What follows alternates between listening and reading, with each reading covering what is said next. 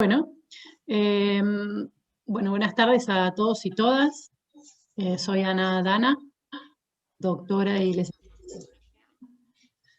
te fue ahí está, se te había ido el audio. Ahí está. repito, soy Ana Dana, doctora y licenciada en psicología. Tengo algunos otros estudios que no tienen demasiado sentido que los repita, pero sí es importante que sepan que niños con trastornos del desarrollo desde el año 91, es más fácil decir el año que hacer la cuenta.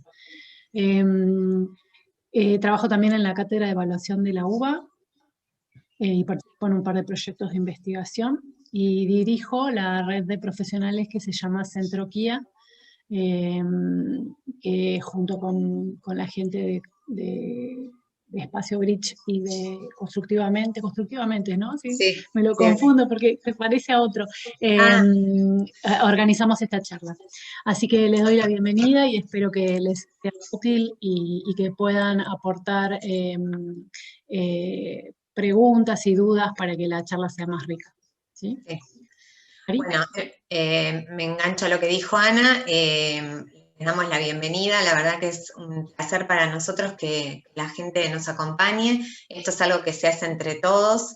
Creo que estamos trabajando la mayoría desde distintos puntos de vista y carreras, ahí en las cuestiones más de la niñez, de la adolescencia, y nos interesan estos temas que son muy importantes y además, bueno, cómo se aplica y cómo se ve en el ejercicio, sobre todo de la escuela y del ámbito clínico.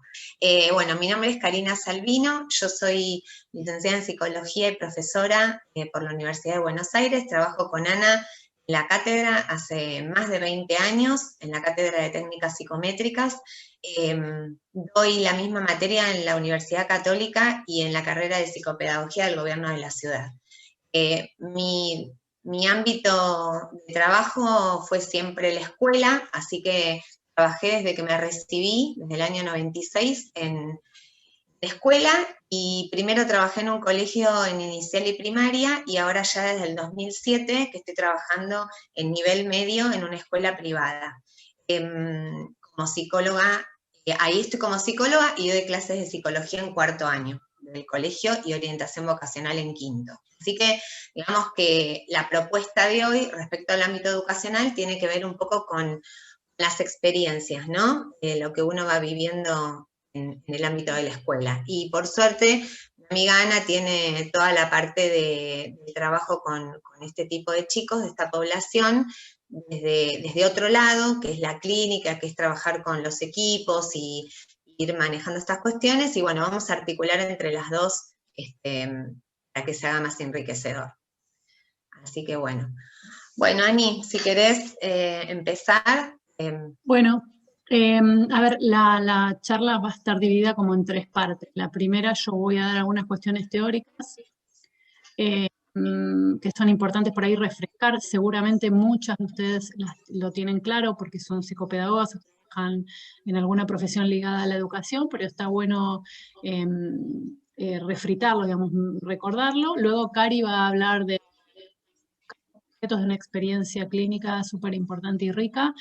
Y después por ahí podemos hacer un espacio de preguntas en donde cada una, por ejemplo, le podemos contar qué hacemos en nuestras prácticas individuales, ¿sí? O en realidad no son particulares, privadas, porque no son individuales, son grupales o son en red.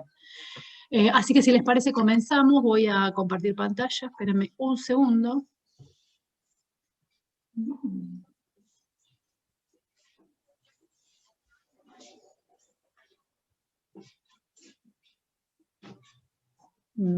Cari, avísame si se ve. Y si se ve, Sí, perfecto. Pongo desde diapo, desde el principio. Muy bien. Si se llega a perder el sonido o algo, me gritan, ¿sí? Porque la otra vez me quedé hablando 10 minutos y nadie me contestó. Nada. Y si hablo muy rápido también, porque yo suelo tener clattering, así que me frenan. Bueno, la charla, digamos, el tema que nos convoca es hablar un poco de lo que son las personas con trastornos del espectro del autismo y el ámbito educacional. ¿Sí? O sea, el recorrido, lo que les pasa, con qué cuestiones nos encontramos, niños que presentan determinadas características y atraviesan la escuela común. Vamos a hablar casi exclusivamente de escolaridad común, ¿sí? Bueno, empecemos. Ahí tienen en la primer diapo mi Instagram, ¿sí? Si quieren hacer preguntas o tienen dudas de la charla. Esperen que voy a ordenar el visor así más fácil. Muy bien. Para hablar de los recorridos de estos niños, primero que nada tenemos que recordar, entender, comprender o conocer, para aquellas personas en las que esto es algo nuevo, que dos cuestiones, que los trastornos del espectro del autismo no siempre se denominaron así. No es el objetivo de esta charla, pero es importante que sepan que TEA, como lo conocemos o lo llamamos hoy en día, trastorno del espectro del autismo, en otro momento se denominó de otra forma, y que una de esas formas en las que se denominó es relacionada con la esquizofrenia, ¿sí? Y si bien hoy en día esto está relacionado y claramente se sabe que no tienen ninguna asociación con la esquizofrenia los niños con trastornos del espectro del autismo, sigue jugando este concepto en el ámbito escolar, porque en realidad, si ustedes recuerdan o saben, las escuelas de provincia se llamaban o se llaman trastornos emocionales severos, ¿sí? Y eso tiene que ver con esta ligazón con el concepto de esquizofrenia, como si los problemas que tienen estos niños, las particularidades que presentan estos niños, primero fueran emocionales y segundo tuvieran que ver con la locura, ¿sí? Que es la esquizofrenia. ¿Y por qué digo esto? Porque el cuadro de esquizofrenia, sí o sí, para ser denominado esquizofrenia, tiene que ir en concomitancia con alucinaciones, ¿sí? Bueno, nada que ver con esto, pero esto sigue jugando, ¿sí? Los trastornos del espectro del autismo, en los sucesivos DSM, que son los manuales diagnósticos y estadísticos de los trastornos mentales que utilizamos los profesionales de la psicología para diagnosticar, fueron cambiando a la versión 1994 DSM-4, se llamaba TGE, que es como comúnmente también se conoce hoy en la actualidad, porque todavía no todo el mundo cambió la nomenclatura, y en la actualidad es trastornos del espectro del autismo desde la aparición y la publicación del DSM-5 en el 2013. ¿Cuáles son esos criterios? Ustedes recuerden que anteriormente los TGD se dividían en subtipos que eran autismo, Asperger, Rett, desintegrativo y no especificado, ¿sí? Bueno, en la actualidad esta división desaparece y todo se llama trastorno del espectro del autismo. Es importante para el diagnóstico saber, establecer que los síntomas que presentan las personas que eventualmente van a recibir este diagnóstico tienen que estar presentes en un periodo de desarrollo temprano. ¿Qué quiere decir esto? Que nadie se vuelve autista a los 25 años de edad. ¿Qué quiere decir esto? Que a todas las personas con autismo las vamos a detectar tempranamente. No. Yo en este momento estoy haciendo 20 evaluaciones de adultos sin diagnóstico, ¿sí? Pero Ana, sí te interrumpo un segundo sí. porque dicen en el YouTube que se escucha tu voz muy bajita. Ay, a ver, y no sé qué puede pasar. Te aviso por las dudas. A ver, fíjate si ahí se escucha mejor. Bueno, ahora pregunto. Fíjate si escriben. Dale. Entonces, ¿qué quiere decir esto? Quiere decir que cuando nosotros realizamos los diagnósticos de estas personas, tenemos que verificar que los síntomas, las características, no alcanza con que alguien te diga en la actualidad, a los 25 años, que se siente inadecuado socialmente. Hay que verificar que esa inadecuación haya presente en los años escolares, en la temprana infancia. Y otra cuestión importante es que la alteración tiene que ser clínicamente significativa, tiene que interferir en su desarrollo en la vida diaria. Bueno, no importa, ahí dice DSM-4, trastorno autista, síndrome de Asperger, TGD no especificado. En la actualidad serían los que denominaríamos o diagnosticaríamos como TEA, ¿sí? Lo importante ahí es que las personas con esta etiqueta tienen marcados déficit en la comunicación social y deberán hacer una evaluación para tratar de discriminar si lo que tienen en realidad es un TEA o un trastorno pragmático, que es un subtipo de los trastornos de la comunicación que también figuran en el DSM. Además hay que establecer si esas personas tienen o no discapacidad intelectual, si tienen o no, como dije recién, un trastorno de la comunicación, si están o no asociados a una condición médica o a un factor ambiental conocido, por ejemplo la desnutrición, si están asociados o no a otro trastorno mental, a otro trastorno del neurodesarrollo o a otro trastorno del comportamiento. Eso que acabo de decir son las características según el DSM, ¿sí? Según el Manual Diagnóstico y Estadístico de los Trastornos Mentales. Fallas importantísimas en la comunicación social. Antes en el viejo DSM era en el lenguaje y en la comunicación. Para este DSM se dieron cuenta que, lo digo irónicamente, digamos que la comunicación es social, que el lenguaje es social, si no es habla. ¿Sí? Por eso juntaron esos dos criterios, y que la segunda pata de operación es la conducta. Pero la conducta pareciera que se queda circunscrita a que el niño se porta bien o mal. La cuestión de la flexibilidad cognitiva se incluye dentro de esta pata de la conducta, ¿sí? Comportamiento, digamos, la cognición es parte del comportamiento. Hay otros autores que no importa que los recuerden, pero sí mencionarlos, que lo que hablan es de cuáles son las características del síndrome de Asperger. Y yo las traje acá porque si bien usamos el DSM, son cuestiones importantes que no están explicadas en el DSM, o que no están como criterios en el DSM, pero que sí van a influir en el desempeño escolar de estos niños. Una es falta de empatía, la otra es una forma de interacción ingenua, ¿sí? A veces inapropiada y a veces unilateral, porque los niños hablan sin parar, sin concederle al otro el don de la palabra, ¿sí? Dificultades, ahí dice poca o ninguna, en realidad yo prefería decir dificultades para formar relaciones de amistad con pares. Muchas veces habla pedante y repetitiva, ¿sí? Se los llama pequeños profesores, son los que levantan la mano y piden la tarea cuando la maestra, o le marcan a la maestra los errores que comete. Pobre comunicación no verbal, son hipomímicos muchos de estos niños, ¿sí? No entienden, no producen y no entienden gestos que acompañan la comunicación. Además, suelen estar absorbidos intensamente por temas de interés propios, y muchas veces además está acompañado de torpeza motriz. La torpeza motriz a veces es solo en motricidad fina, a veces es solo en motricidad, a veces es con todo el cuerpo, los como que discuten eso. La realidad es que la mayoría de estos niños tiene alguna dificultad motora, que no solo es a nivel de la producción de algún fonema, muchas veces es a nivel del cuerpo en su totalidad.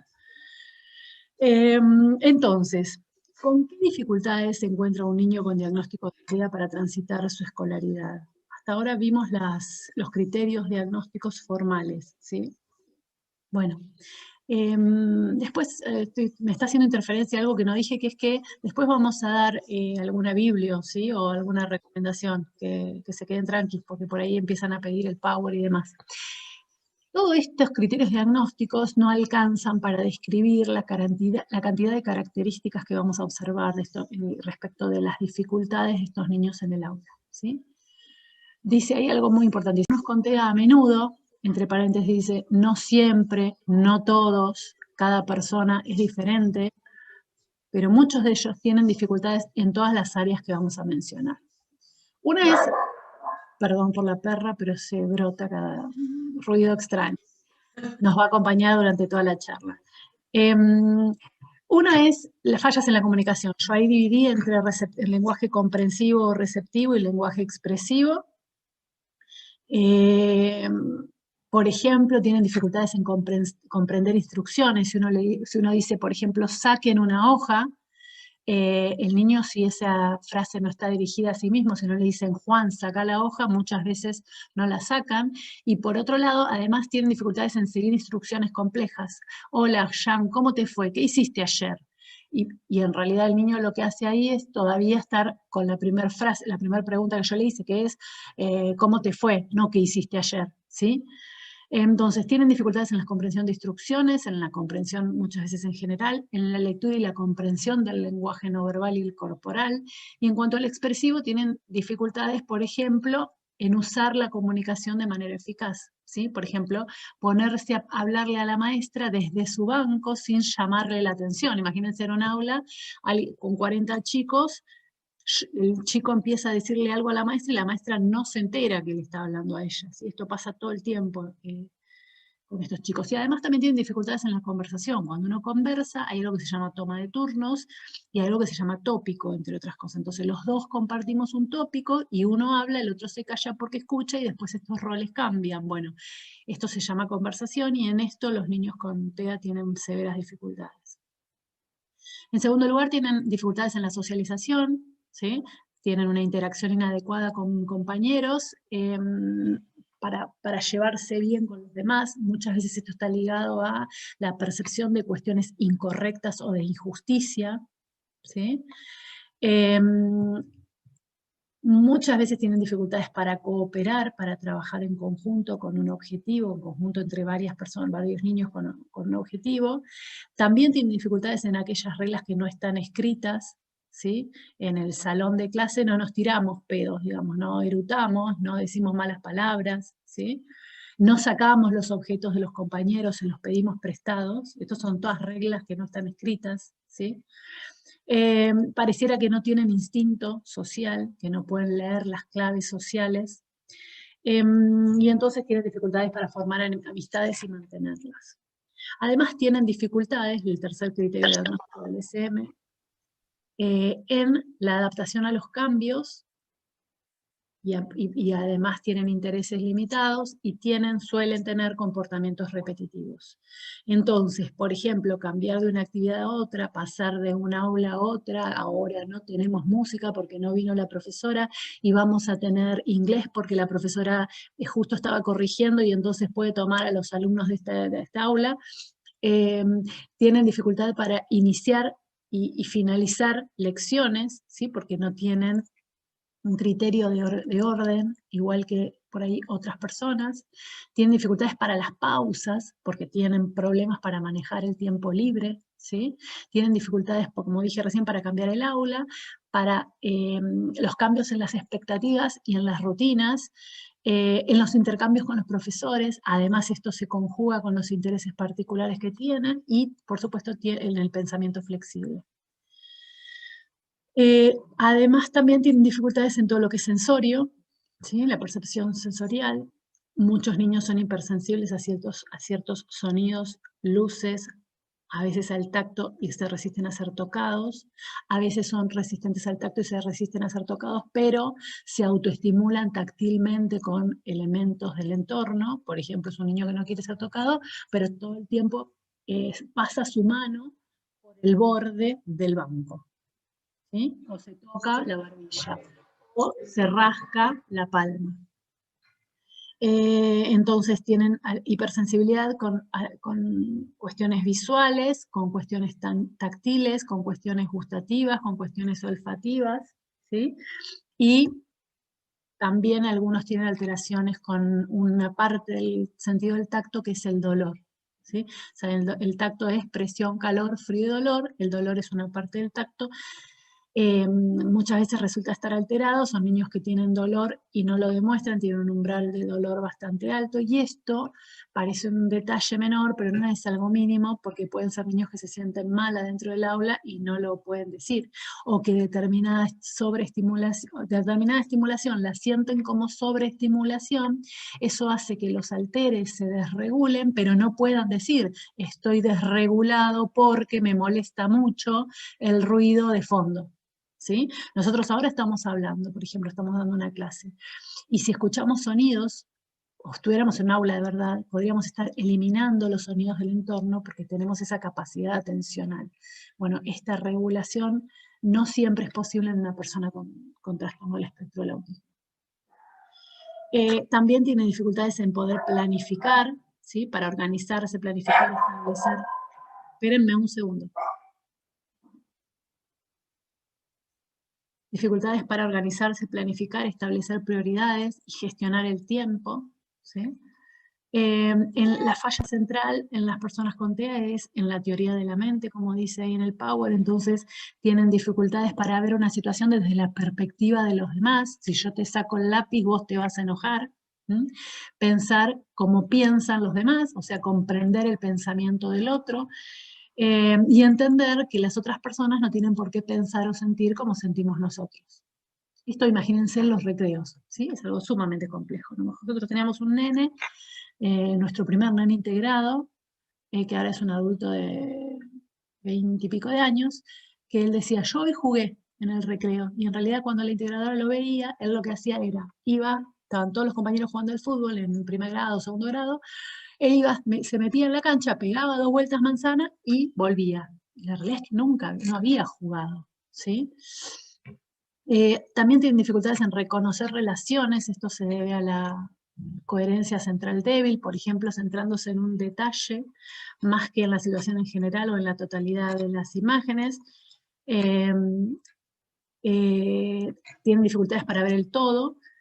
Además, como dije antes, tienen dificultades en motricidad fina y gruesa. Muchas veces la motricidad fina está alterada y entonces esto hace que la escritura manual sea muy complicada, ya sea porque es muy lenta o porque tiene una letra que es muy difícil de leer, ¿sí? Es ilegible. Otras veces, además, al margen de si tienen buena o mala letra, necesitan escribir de un modo muy preciso y lento, ¿sí? Porque además hacen algo neuropsicológicamente que es el repaso subvocal. Leen del pizarrón, se repiten tantas veces, es un mecanismo que nosotros tenemos muy aceitado, no somos conscientes que hacemos esto, y sin embargo estos niños muchas veces lo hacen online, digamos, lo hacen visible, y entonces uno se da cuenta que en realidad eso es lo que necesitan para poder procesar esa información, pero eso lo que hace es, nosotros lo tenemos automatizado porque lo que hacemos es ahorrar tiempo en el espacio rígido, en el sistema rígido nuestro. Nosotros automatizamos procesos para poder destinar los recursos de nuestro sistema a otras actividades. Bueno, pero si yo estoy todo el tiempo teniendo que recordar un número de teléfono, difícilmente pueda liberar ese espacio para hacer otra cosa a la vez.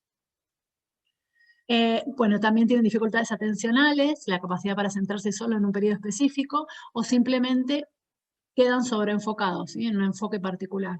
Y tienen dificultades para desplazar el foco de atención, porque se quedan mirando esto y no pueden prestar atención a que por ahí la maestra lo está llamando. Y a veces también están asustados por ser el foco atencional. Son personas que no tienen demasiado, algunas de ellas, interés por lo social, por lo tanto no les gusta ser el foco atencional.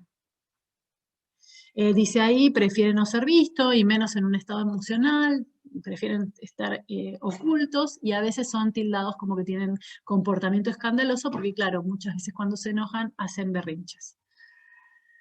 Entonces, ¿qué va a pasar en el aula? Bueno, en el aula lo que va a suceder es que va a haber dificultades para adaptarse a los ritmos del aula y a la organización del trabajo escolar, por lo que dije antes, que son perfeccionistas y puntillosos.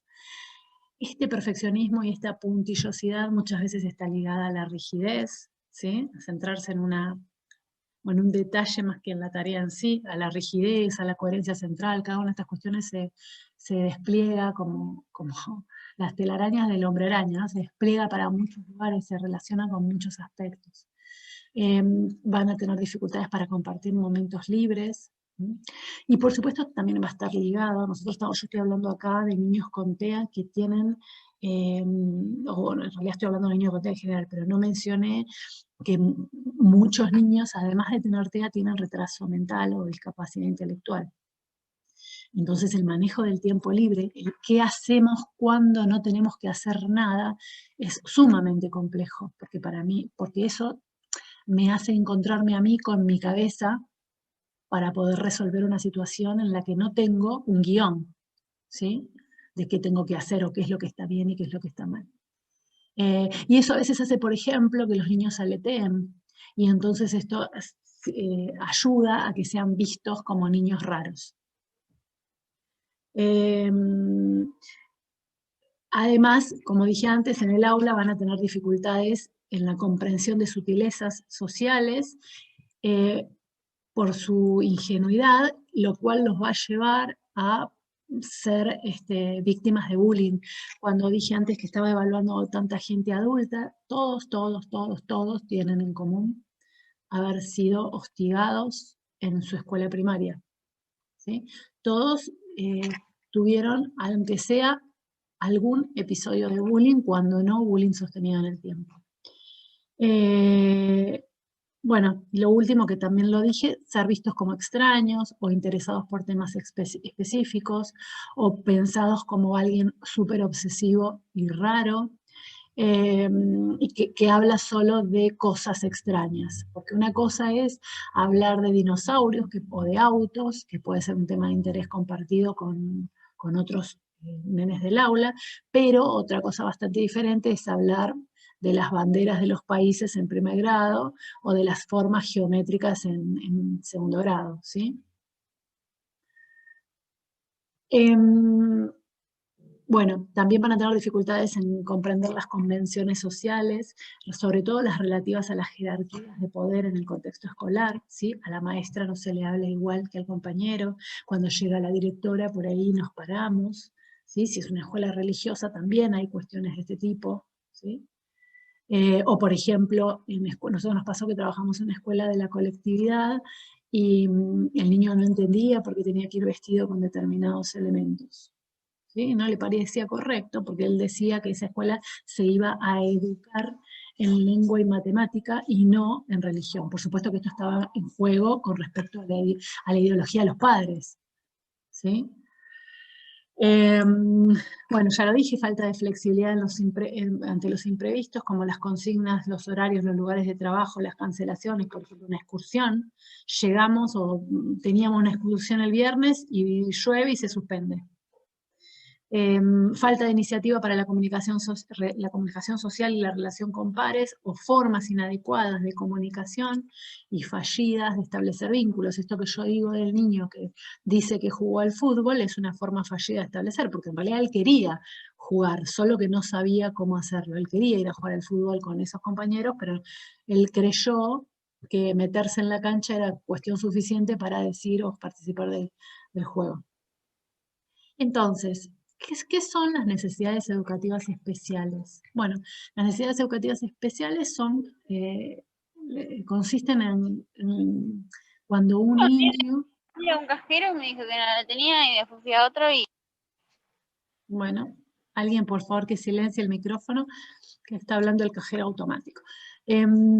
Cuando un niño presenta dificultades mayores que el resto de sus pares para acceder a los aprendizajes que se determinan, perdón, en el currículum, que le corresponden según su edad, ¿sí?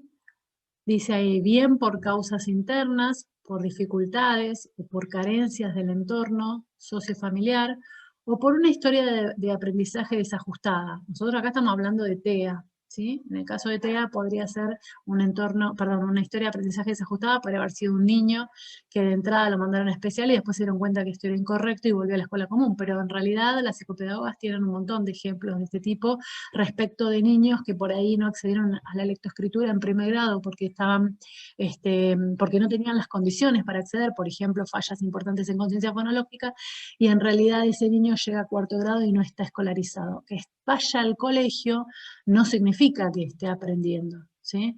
De hecho, ahí pongo un texto que es de Daniel Valdés, que es Ayudas para aprender, que lo que dice es, resulta curioso justamente que alguien que repitió, literalmente, lo hacen atravesar por las mismas situaciones, ahí Cari lo muestra, un niño que repitió lo hacen atravesar por las mismas situaciones que lo llevaron a repetir literalmente. O sea, ¿qué es lo que te hace pensar que es solo por el hecho de volver a recorrer el mismo espacio el niño va a aprender? Muchas veces lo que hay que hacer es realizar justamente ajustes para que ese niño pueda acceder a aquello que no accedió. Digo, ir a sentarse al banco no alcanza. Estaría buenísimo, la escuela es como es porque la mayoría de los niños aprenden igual. Pero muchos niños actualmente, por suerte, nos damos cuenta que no aprenden igual. Entonces, hacerlos repetir y que las condiciones sean exactamente las mismas que aquellas que lo llevaron a repetir, no pareciera ser una solución muy piola. ¿Sí? Y entonces en esos casos para mí son esos niños que tienen una historia de aprendizaje desajustada, sin hablar exclusivamente de los niños que tienen TEA. Y entonces necesidades educativas especiales además implica que ese niño necesita, para compensar esas dificultades, algún tipo de adaptación en su proceso de aprendizaje. ¿Sí? Bueno, me la hice re larga porque me puse a explicar algo en el medio, pero sería, en sencillo, sería niños que no acceden y que hay que hacer algo con eso que no acceden. ¿Sí? ¿Qué es la integración? Bueno, la integración es la necesidad de garantizar a todos los miembros de la sociedad el acceso a las mismas posibilidades de interacción e inserción social, apuntando a que ese niño con necesidades educativas especiales comparta espacios menos restrictivos a través de propuestas educativas normalizadoras. Yo sé que ustedes van a empezar a quejarse de la palabra normalizadora.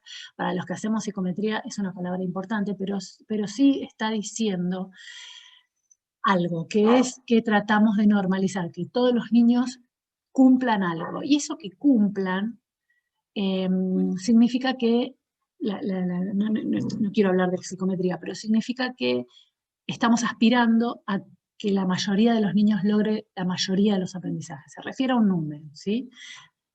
No es que no le vamos a dar bolilla a las individualidades. Justamente de eso estamos hablando, pero lo que se aspira es que la mayoría llegue a acceder a determinados contenidos. ¿Por qué? Porque eso asegura, los recorridos escolares de los niños aseguran su futuro laboral, ¿sí? Su inserción social, por eso en la diapo anterior decía eso. Ah, bueno, acá también lo dice, ¿sí? Por esta razón, la integración solamente es posible si existe aceptación y principalmente el compromiso de todos los agentes involucrados en el proceso. Y bueno, acá les puse un dibujito que es muy importante, que figura en todas las redes, la diferencia entre integración e inclusión. Hace unos años se hablaba solo de integración, ¿sí? La integración es constituir las partes de un todo, completar un todo con las partes que faltan. No es una mala palabra, ¿sí? Es una concepción. Se basa en la normalización de la vida de los alumnos con necesidades educativas especiales. A diferencia de lo que es el concepto de inclusión, que lo que intenta es poner una cosa dentro de la otra, o sea, complementar, ¿sí? Plantea el reconocimiento y la valoración de la diversidad como un derecho humano, lo cual sitúa sus objetivos como prioritarios a todo nivel. El concepto de inclusión está hablando de neurodiversidad porque lo que está haciendo es atender a la variabilidad intersubjetiva. Entonces, todo esto que parece muy fácil, ¿cómo lo hacemos? Bueno, hay que hacerse preguntas para esto. Una es, ¿tengo un plan individual para esta persona que tengo enfrente? Porque si dijimos, bueno, tiene que acceder a la norma. Bueno, pero ¿cómo hago? Bueno, primero lo que hay que pensar es que tengo que tener un plan para esta persona. ¿Qué vamos a hacer con este niño que tengo enfrente? ¿Sí? Y ese plan está actualizado. Nosotros, por ejemplo, en cuestiones formales de integración escolar o de maestras de apoyo, mandamos siempre el mismo plan. Pero eso es una formalidad, ¿sí? Eso no significa que con Juan Pérez hagamos eso, ¿sí? Juan Pérez por ahí necesita otra cosa que lo que mandamos en términos generales. Otra cuestión importantísima, yo me acuerdo que yo me quedé estupefacta cuando fui a uno de los primeros colegios religiosos y me hablaron de núcleos de aprendizaje prioritario. Yo no sabía nada, no sabía ni qué quería decir, y empecé a investigar y a estudiar y entendí que los planes, los proyectos pedagógicos individuales debían hacerse en función de lo que el niño pueda alcanzar, ¿sí? Había que generar planes para esos niños y plantear objetivos que sean posibles de alcanzar. Pensar también cuáles son los estilos de intervención que ese niño necesita para pensar cuáles se van a realizar. Y preguntas por ahí un poco más de la vida cotidiana, más concretas, que son, ¿en qué horario? ¿Va a ser todo el horario? ¿Va a ser el horario completo? ¿O vamos a hacer reducción horaria? ¿Por qué digo esto? Porque es muy común encontrar a un niño que tiene horario reducido. Y yo lo que digo es, ¿y se hicieron todas estas preguntas antes? O de entrada, ¿cómo se portaban? Probaron, va todo el horario, como se portaba mal, le reducimos el horario. En general suele suceder esto. Bueno, lo que yo estoy diciendo es, si vamos a reducir el horario, que esa reducción horaria tenga que ver con algo que pensamos las partes que formamos este proyecto y que concluimos que esto sería lo adecuado. ¿Se entiende? O sea, le reducimos el horario porque es lo mejor para ese niño, pero no porque se portó mal, entonces me lo saco de encima 2 horas por día. Le voy a reducir el horario si entiendo que ese niño no tolera la jornada completa, no le generaría provecho estar en la jornada completa y por ende tomamos esta decisión. ¿Por qué? Porque si no, lo que después sucede es que ese niño va 2 horas por día o 1 hora y cuarto, ahora tengo un montón de niños que van 1 hora y cuarto al colegio, a fin de año, como no nos pusimos a pensar en objetivos que este niño pueda alcanzar, va 1 hora y cuarto y entonces después no alcanza los contenidos. Es el cuento de la buena pipa. ¿Se entiende? Entonces, claro, ese niño va directo a especial, en algún momento va a terminar en especial, porque si está yendo 1 hora por día, si los objetivos que me planteé no son adecuados para ese niño, cada vez va a tener menos conocimiento, porque en 1 hora no puede aprender lo mismo que en 4, ni que hablar si la escuela es jornada completa. Luego preguntarnos qué vamos a hacer con las materias especiales. Esto es todo un tema. Nosotros, Cari creo que va a hablar de secundario, si no digo mal, es muy importante, porque en la primaria las materias especiales por ahí, entre comillas, zafan un poco más con la mayoría de los niños integrados. Pero en el secundario hay un montón de conflictos, y sobre todo en los adultos, en los jóvenes con muy buen nivel y con síndrome de Asperger, ¿sí? Las materias como música menos estructurada, donde se cambia de salón, donde hay bochinche, o por ejemplo las materias con profesores más bravos, profesores técnicos, por ejemplo, ¿no? Las escuelas técnicas, profesores que no entienden que el pibe puede ser muy inteligente, pero puede no entender una consigna de 2 partes, de 2 instrucciones, se genera todo un problema ahí, porque el docente pasa a pensar que el pibe se hace el vivo, o que no se le pone límites, o que las otras maestras, profesoras son demasiado flexibles, ¿sí? Otra cuestión a pensar que es muy importante es, vamos a poner docente integradora, vamos a poner APND, acompañante privado no docente, acompañante personal no docente, personal privado no docente. Lo vamos a hacer, eso que vamos a agregar, lo vamos a hacer por horas, en el turno completo, vamos a aceptar que haya una integradora y además que haya una PND. Algunos días, esas APND, porque además en el medio no estamos hablando, pero hay cuestiones económicas ligadas a esto, ¿no? ¿Va a ir todos los días, todo el horario, o va a ir solo a las materias lengua, matemáticas, sociales y naturales? ¿Sí? Son un montón de decisiones que hay que pensar, que tomar respecto de la trayectoria de este niño. Y por último, ese niño necesitará adecuaciones, adaptaciones curriculares, ¿cuáles y cómo las aplicaremos? Bueno, entonces, ¿qué implica transitar la escolaridad dentro de lo esperado por la escuela? Bueno, implica tomar en cuenta 2 cuestiones. Una es la cultura escolar, a qué escuela va a ir este niño. Una mamá una vez me decía que había recorrido 84 colegios, la mamá era de Moreno. Entonces yo le decía, che, pero mira, fíjate que en Merlo tenés el colegio tal, y me decía, sí, ya sé, ahí está la directora, y me dijo tal, tal, tal y tal cosa. Ustedes saben, las que se dedican a educación, que existen muchos colegios que no aceptan a los niños con diagnósticos. Perdón. Y otros que en realidad hay un rechazo, una digamos, expulsión escondida, que sería, no contábamos con los recursos para atender las necesidades de su hijo. Eso pasa en muchos colegios en donde el pibe empieza, no tiene diagnóstico o el padre no lo informa, y luego se empieza a ver que ese niño se porta mal, por ejemplo, y lo quieren expulsar. Entonces muchas veces el argumento es, en vez de decir lo queremos expulsar porque no nos lo bancamos, el argumento es no contamos con los recursos necesarios para. Bueno, de todo esto tiene que ver la cultura escolar, ¿sí? Si es una escuela expulsiva o es una escuela integradora. En realidad, Valdés también dice, no se deberían llamar escuelas integradoras, porque la sociedad debe ser integradora, no la escuela. Entonces, es como decir, vamos a comprar las compras. Yo no tengo que ponerme el guante por las dudas con una persona con HIV. Lo tengo que usar siempre porque me tengo que cuidar de cualquier enfermedad. Bueno, acá pasa lo mismo. No tengo que advertir que soy buena y te cuido o me cuido de determinada situación. Hay que generar las condiciones para prever cualquier situación. Entonces, si esta persona necesita una condición diferente, la escuela debería estar preparada. Por supuesto que esto es idílico, ¿sí? No pasa en todos los lugares. Ahora después voy a decir algo de esto, ¿sí? Y el segundo concepto que hay que tener en cuenta es la currícula, ¿sí? Los contenidos, aquello que las personas, los niños, tienen que aprender en la escuela. En cuanto a la cultura consiste en un conjunto de actitudes, valores y creencias compartidas, y los modelos de relación y formas de asociación y organización de esa escuela en cuestión. Y la currícula son los contenidos a enseñar según el grado en el que se encuentra el alumno, y además, otra cuestión muy importante, la forma de evaluar esos contenidos. Gran conflicto también, ¿no?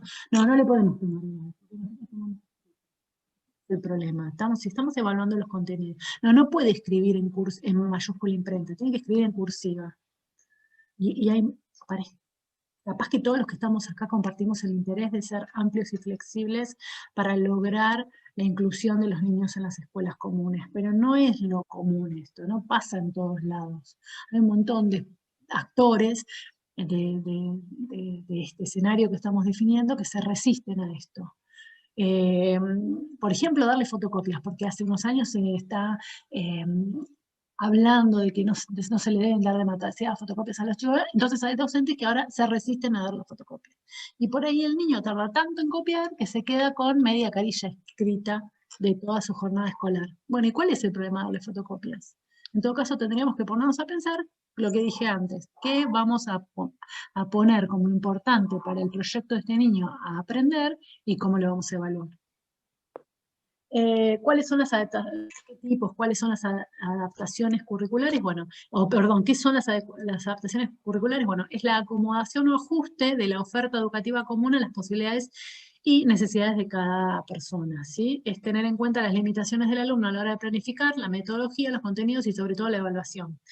Tiene que tener carácter flexible y abierto, y es un aspecto esencial para responder a la diversidad. No todos los niños, no todas las personas aprenden de la misma manera y al mismo tiempo. Es un proceso para tratar de responder a las necesidades de aprendizaje de un alumno. Esperen que corro acá. Pensé que me estaba salteando algo. Y entonces para eso tendríamos que pensar. ¿Qué es exactamente lo que el alumno no consigue hacer y su profesor quisiera que lograra? O sea, cómo detectar qué objetivo debería trabajar ese alumno. ¿Cuáles son los contenidos, conceptos, procedimientos y actitudes que, siendo necesarios de alcanzar para ese objetivo, ya posee el alumno? ¿Con qué cuenta? ¿Qué trae? Porque hay un montón de niños que tienen un montón de información. Por ejemplo, hay muchos niños expertos en historia y geografía con trastorno del espectro del autismo, ¿sí? Es importante conocer de dónde partimos, porque además esto puede ser muy beneficioso para trabajar con ese niño, incluso en otras materias. Y entonces, de los siguientes pasos para ayudar al alumno a alcanzar ese objetivo, ¿cuál sería el más estratégico? ¿Sí? ¿Cuál es el primer paso en esa secuencia que tiene que suceder para que podamos hacer esto, para conseguir el objetivo? ¿Cuáles son las decisiones metodológicas más adecuadas al alumno para ayudarlo a dar ese paso? Por ejemplo, sería el que ordena los orales del aula, ¿sí? De ese tema, o de un tema específico, del tema que es piola, del tema que sabe mucho.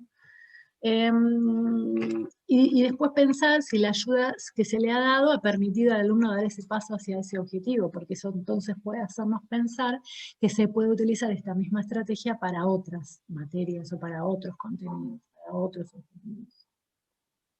En cuanto a los elementos básicos del currículum, bueno, tenemos que pensar qué enseñar, hacer una evaluación inicial, incluya el estilo de aprendizaje de ese niño.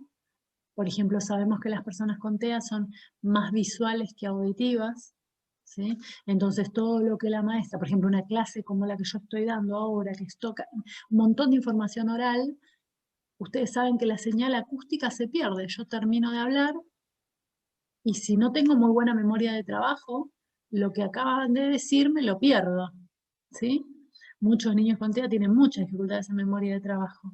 Entonces ahí dice, estilo de aprendizaje. Por ahí con este niño, sé que en un oral se va a perder, o una clase, una exposición oral, se va a perder un montón de información. Bueno, ¿qué puedo hacer para que no se la pierda? Y quizás todos los niños que no tienen TEA del aula escuchan, y este niño además puede tener una apoyatura visual, ¿sí? Un cuadernito con imágenes del tema que estamos viendo. ¿Cuándo enseñar? Para pensar la secuencia de los aprendizajes, cómo enseñar, opciones metodológicas, y cómo evaluar.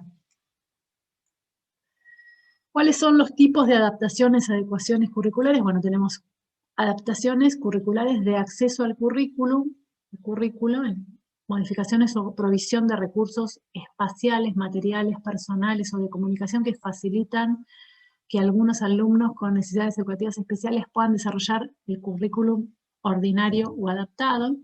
de acceso físico como recursos espaciales, por ejemplo una rampa, ¿sí? Materiales y personales, eliminación de barreras arquitectónicas, adecuada iluminación y sonoridad, mobiliario adaptado, ¿sí? Personal especializado. De acceso a la comunicación, materiales específicos de enseñanza y aprendizaje, ayudas técnicas y tecnológicas, sistemas de comunicación complementarios, sistemas alternativos, como por ejemplo el braille, las lupas, los telescopios, los ordenadores, las grabadoras, la lengua de signos, los pictogramas. Nosotros teníamos una alumna en la UBA, que creo que fue alumna tuya, ¿no, Cari? Que tenía una compu con un software que lo que hacía era que le era disminuida o visual, porque no era... Sí, disminuida, sí. Y en los exámenes, por ejemplo, finales, o en el examen parcial creo que también, ella tenía no solo la compu, que era un dispositivo, sino que además tenía un software específico que lo que hacía era reconocer los límites de la hoja, pasarle a letra grande aquellos contenidos que no llegaba a ver bien, y además leerle, ¿sí? Y yo puse ahí los lentes, a propósito, porque nosotros tenemos colegios en los que, por ejemplo, no los dejan entrar a los niños con pictogramas, porque dicen que se van a volver dependientes. Y yo siempre contesto lo mismo. Creo que Valdés también lo dice en el libro. Si no es con este ejemplo, es con otro. ¿A alguien se le ocurriría decirle a un pibe que necesita anteojos que los deje en la puerta del aula? No. ¿Y por qué con los pictos no pasa lo mismo? Porque ¿cuál sería el tema? Si yo aprendo mejor con esto, no me estoy macheteando. Estoy teniendo una ayuda para aprender. Creo que es una frase grosísima el título de ese libro. ¿Sí? Entonces, si yo con el anteojo veo bien, ¿por qué no me dejas entrar con el anteojo? Bueno, los pictos funcionan como esto. Sí, digo los pictos porque es lo más visible. Con la lengua de señas o con los signos no ocurre tanta resistencia. No hay tanta resistencia. A su vez, hay adaptaciones curriculares individualizadas que son exclusivas para este niño, ¿sí? Como por ejemplo usar una regla especial para seguir el renglón, ¿sí? Ajustes o modificaciones que se efectúan en los diferentes elementos de la propuesta educativa para el alumno con el fin de responder a esas necesidades educativas especiales y que no pueden ser compartidos por el resto de sus compañeros. Esas son las que usa solo Juan, ¿sí? Porque por ahí la apoyatura visual puede ser para todos los niños. Un sistema de economía de fichas puede ser una técnica implementada para cualquier niño, para toda el aula, pero por ahí hay una que es solo para Juan, ¿sí? Y a su vez se pueden dividir en no significativas y significativas. Las no significativas dicen modifican elementos no descriptivos o básicos del currículum. Pueden ser adecuaciones en cuanto a los tiempos, a las actividades, a la metodología, a las técnicas o a los instrumentos de evaluación. A este le tomamos escrito, a este le tomamos oral, o en cuanto a los tiempos, a este le damos por ahí un tiempito más que a este otro, ¿sí? En un momento determinado, cualquier alumno, dice ahí, tenga o no necesidades educativas especiales, puede precisarlas. Es la estrategia fundamental para conseguir la individualización de la enseñanza y por tanto tiene un carácter preventivo y compensador. Está buenísimo esto, ¿sí? Para los docentes que tienen resistencia a esto, yo los invitaría a pensar muchas veces, un buen docente hace muchas adecuaciones no significativas, por ahí no siempre tiene registro de esto. Y en cambio las significativas o muy significativas son modificaciones que se realizan desde la programación previa a evaluación pedagógica y que afectan los elementos prescriptivos del currículum oficial por modificar objetivos generales de la etapa, contenidos básicos y nucleares, las diferentes áreas curriculares y criterios de evaluación. Por ejemplo, puede ser adecuar objetivos, eliminar objetivos, adecuar contenidos, eliminar contenidos, y modificar los criterios de evaluación, priorizar determinados objetivos, contenidos y criterios de evaluación, cambiar la temporalización de los objetivos, ¿sí? Durante este año, en primer grado, vamos a hacer que este niño aprenda esto, a diferencia, y por ahí en segundo grado hacemos lo otro, por ejemplo, no hacemos la cursiva durante primero y segundo grado, ¿sí? Bueno, ahí puse eliminar objetivos, y el último, introducir contenidos nuevos. ¿Sí? Con este niño vamos a hacer esto que no estaba pensado para los otros. ¿Cuáles son los mitos asociados a la integración? Yo seleccioné algunos, seguramente ustedes conocen otros, hay bastante más, creo que en alguno de estos textos también están. Sobre los niños, bueno, uno de los mitos más importantes, disfrazado de muchas formas, es que contagian. ¿Sí? Si tengo un niño integrado, algo le va a pasar al niño. ¿Mm? Acá está bueno, hablando de la cultura escolar, ponerlo en evidencia y resolverlo, y trabajarlo para resolverlo, ¿sí?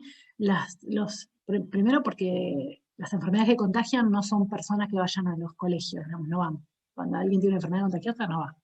Pero además porque esto no son enfermedades y por ende no contagian, ¿sí? Son condiciones, son formas de desarrollo de la arquitectura cerebral que no tienen que ver con una enfermedad, ¿sí? Por eso muchas personas del colectivo TEA están bregando para llamarse condición y no trastorno, ¿sí? Son formas diferentes de ver el mundo. Entonces no está bueno hablar con el resto de la comunidad escolar para explicar que no tienen una enfermedad y que por ende no contagian. Muchas veces también un mito es que tienen mayor sensibilidad y por eso los llaman angelitos azules y qué sé yo. En realidad son personas como cualquier otro, ¿sí? Pueden tener mayor sensibilidad sensorial, pero eso no quiere decir que tengan mayor sensibilidad emocional, ¿sí? Y entonces esto los puede hacer caer en un exceso del cuidado, una sobreprotección que no sé si muchas veces colabora, ¿sí? En cuanto a los padres, hay incomodidad de algunos padres porque consideran que el grado va a nivelar para abajo si hay un niño con necesidades educativas especiales, o que también pueden pensar que sus hijos van a imitar las conductas del niño con necesidades educativas especiales. Bueno, a veces puede ser que imiten algunas conductas de altruismo. No es como cuando uno manda al hijo y se queja de que se agarra mocos. Bueno, cuando uno manda a una comunidad escolar, puede ser que imiten. Muchas veces imitan lo bueno, ¿sí? Una vez una mamá de una nena autista me dijo, yo no quiero que la mía se junte con la Down. Y entonces yo le contesté, ¿y vos sabés si la mamá de la Down quiere que se junte con la tuya autista? ¿Sí? Es sumamente grave, es muy importante, y eso tiene que ver con cómo somos como sociedad. Esto excede al ámbito del aula. ¿Mm? Uno no se muda cuando tiene un vecino sordo.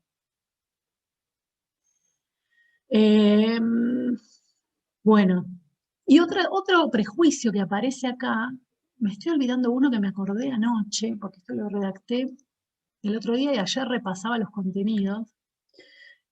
Bueno, ya me voy a acordar, pero digo, muchos padres consideran que la maestra, o bien la maestra, o bien la escuela, por ponerle una PND, tiene preferencias por el niño. ¿Sí? También, esto es sumamente importante. Yo me acuerdo, en una época yo atendía, como hace mucho trabajo con síndrome de Asperger, me venían niños con consulta por superdotación. Yo me acuerdo de una chiquitita de 2 años de edad que te explicaba el sistema solar a los 2 años de edad. Iba a una escuela privada en el barrio de Caballito. Las mamás le decían a la mamá de Chechu que les iba a cagar la beca porque Chechu era superdotada. ¿Sí? Esto es una barrabasada. Es una barrabasada, lo mismo de no quiero que se junte con la nena Down. No hay preferencia por un niño que tiene necesidades educativas especiales. Lo que se está haciendo al agregarle un acompañante o al adecuarle los contenidos o al hacer cualquiera de las cosas que venimos enunciando es atender a la diversidad, es reconocer que este niño aprende de otra manera, pensar cuáles son los recursos que tenemos que implementar para que aprenda mejor y más y ponerlos en práctica. Y en cuanto a los docentes, bueno, algunos docentes tienen miedo a hacerles daño, a no brindarles las herramientas necesarias para que ese niño aprenda, a no tener conocimientos para atender las necesidades de esos niños, y también miedo a que no puedan aprender y por ende que deberían ir a educación especial. Yo en ese punto tengo una posición tomada, que es que yo empecé trabajando en educación especial, trabajo con niños en escuela desde 1991 y ya en esa época escuchaba a docentes decir que no estaban preparados para atender a estos niños. La realidad es que pasaron 30 años casi y siguen diciendo lo mismo. Uno debería preguntarse qué tiene que pasar para que se formen, ¿sí?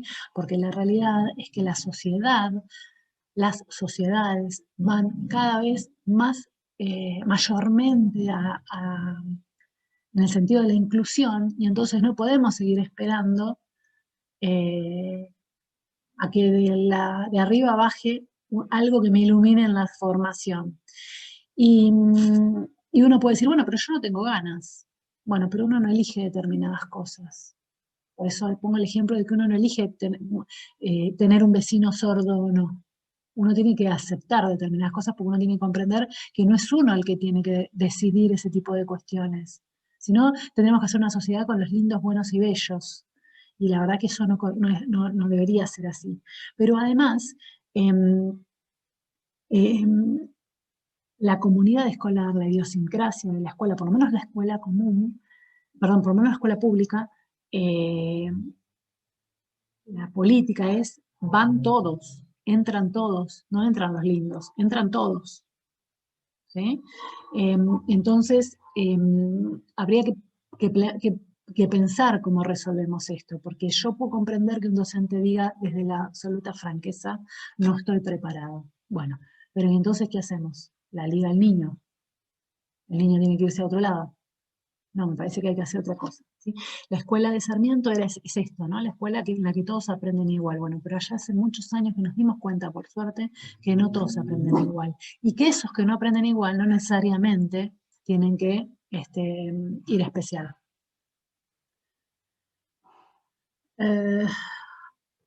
Bueno, por último, estoy viendo el tiempo, son 3 minutos más, ¿sí? Perfecto. Hay un escrito de Ángel Rivière del año 1996 en Madrid. Ángel Rivière fue la persona que descubrió la gran falla en las personas con TEA en cuanto a la teoría de la mente, que escribió un articulito que dice ¿qué nos pediría un autista? Entonces yo lo que hice acá fue redactar, acomodar esa petición a claves, ¿sí? Las saqué de otro lado, las ordené, las reduje y demás. Un niño autista nos diría que lo orientemos, que le hablemos de frente, poco, claro, conciso, ¿sí? Que le hablemos en lenguaje propositivo, esto es muy difícil, el lenguaje nuestro es el lenguaje simbólico y nosotros algunos hablamos muy rebuscado, en vez de decir ¿querés galletita? Decimos ¿no querés una galletita? Encabezamos oraciones con el no, ¿sí? Entonces, por ahí, para poder comunicarnos de manera correcta, tendríamos que empezar a limpiar un poco nuestra forma de hablar. Estructurar el ambiente, ¿sí? Para permanecer en la actividad propuesta y además aumentar la motivación. Muchos nenes tienen dificultades, serios problemas con la motivación, y entonces para eso el espacio debería ser definido, señalizado con imágenes, y con el suelo delimitado. Esperen porque hay mucho ruido de fondo, espérenme.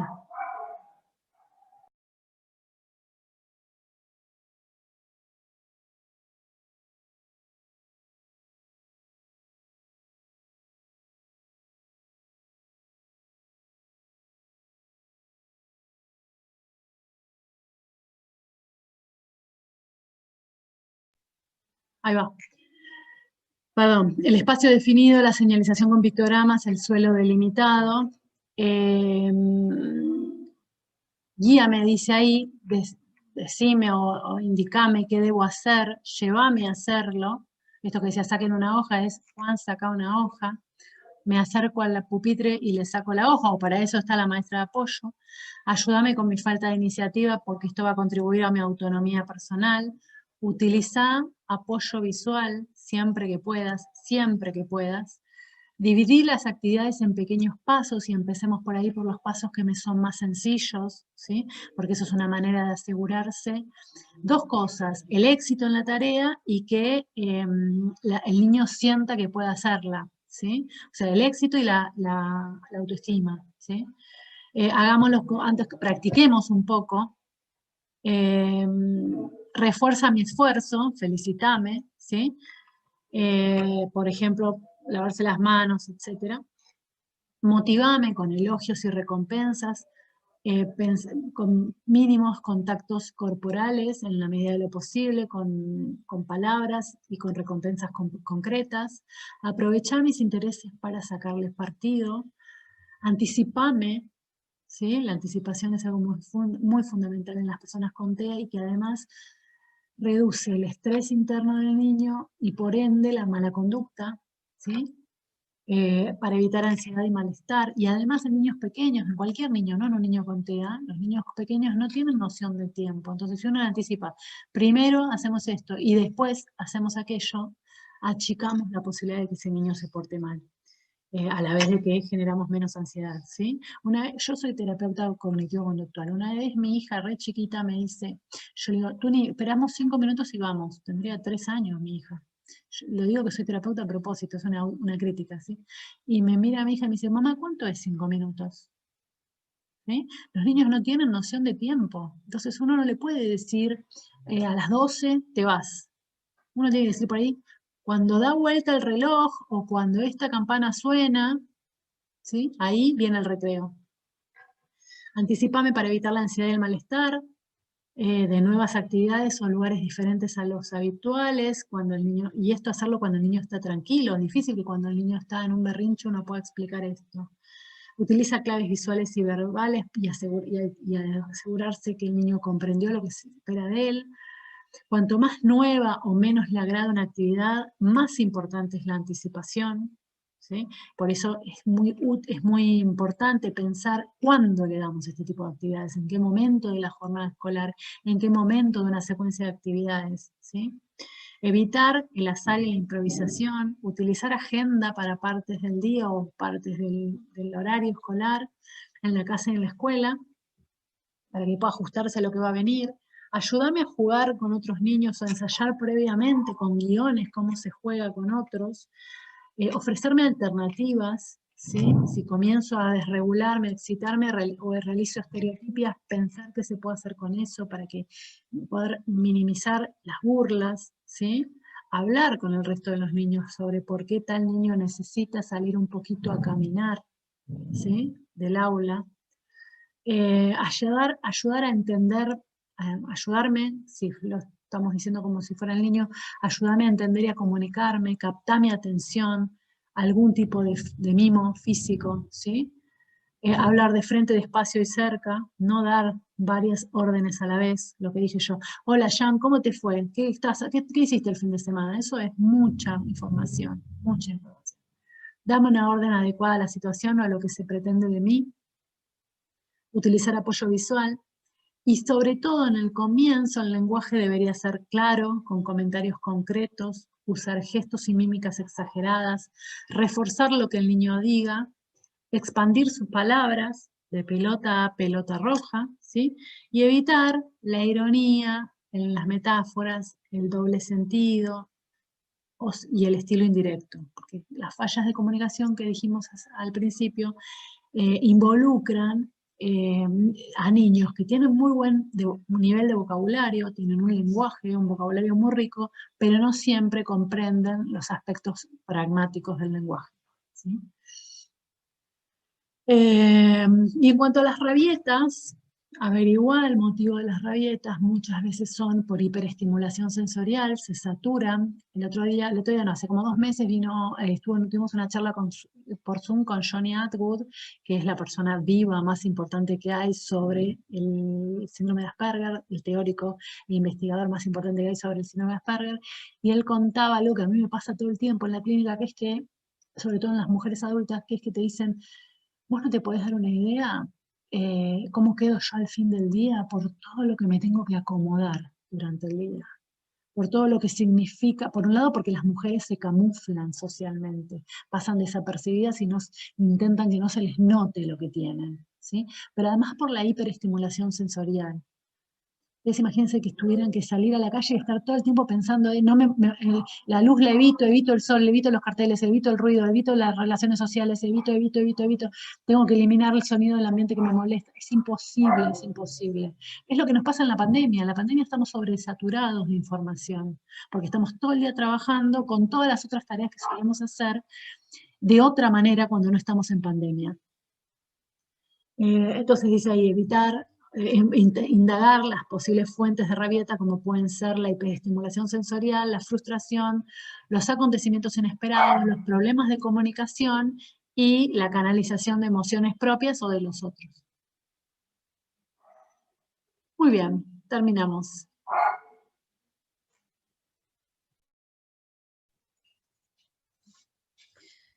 Bueno,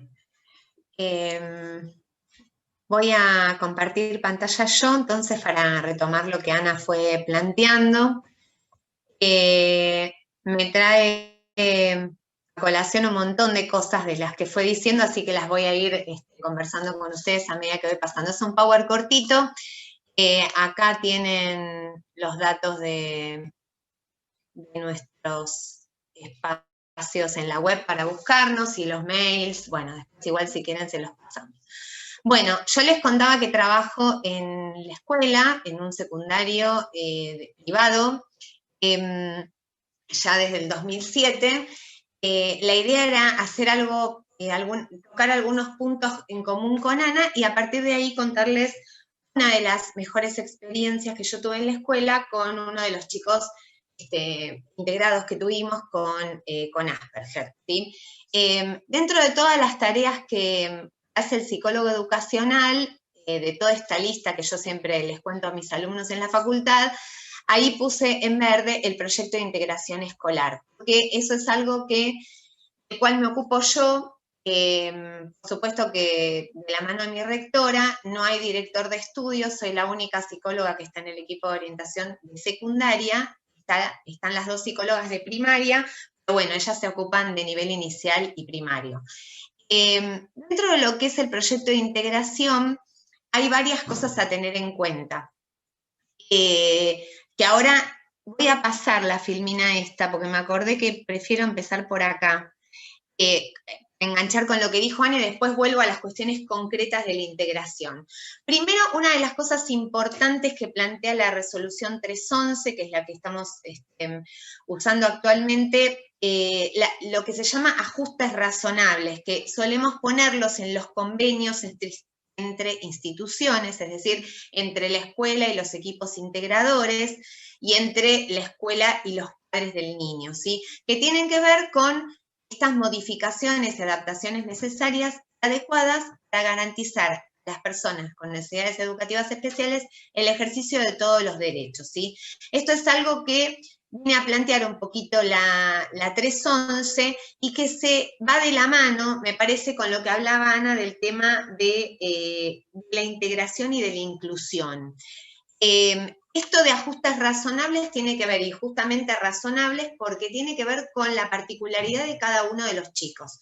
Cuando uno comienza un proyecto de integración escolar con un niño, aunque tengamos 2 alumnos con Asperger, cada uno de ellos va a tener sus particularidades, con lo cual hay que organizar su proyecto en base a las necesidades de ese niño individualmente. Acá me vino, cuando estaba preparando un poquito esta charla, el concepto de equidad. Me acordaba de un curso que hice, donde contaban que, bueno, en el año 1989, en la Cumbre de las Américas, se había señalado que la equidad es la creación de las condiciones para que toda la población se eduque con calidad. Y me vino a la mente un meme, un dibujito que siempre veía en internet y que yo lo tengo en uno de mis grupos de alumnos. Había un muro que se veía para el otro lado, como decir una medianera, y había unos chicos atrás del muro, uno alto, digamos, que podía verlo más bien del otro lado, desde el piso, otro mediano que se le ponía un escalón, y otro mucho más chiquitito que se le ponía un escalón más alto. Esta cuestión de la equidad tiene que ver con esto, ¿no? Con propiciar estas condiciones para que cada uno de los chicos se eduque con el mismo nivel de calidad, ¿no? Educativa. La integración es una construcción colectiva de todos los actores institucionales. Esta frase que la saqué de uno de los apuntes de la bibliografía que me habían dado en el curso, si uno la lleva a la práctica y la visualiza desde lo que es la institución educativa, esto debe ser una construcción colectiva de todos los actores institucionales. Y digo de todos porque no es solamente de la maestra integradora o de la PND o de la psicóloga del equipo de orientación, es de todos, desde la persona que los recibe en la puerta del colegio hasta el administrativo, hasta la señora del buffet, o sea, todos, ¿sí? Entonces, tiene que ser una construcción. Esto tiene que ser algo que lo tengamos internalizado, que podamos trabajar con esto, como trabajamos con todas las cosas, como algo lo más normal en lo diario posible, ¿sí? Es una estrategia educativa, obviamente, dirigida a estos chicos en situación, o jóvenes o adultos en situación de discapacidad, pero también esta experiencia es una experiencia educativa planificada, participativa.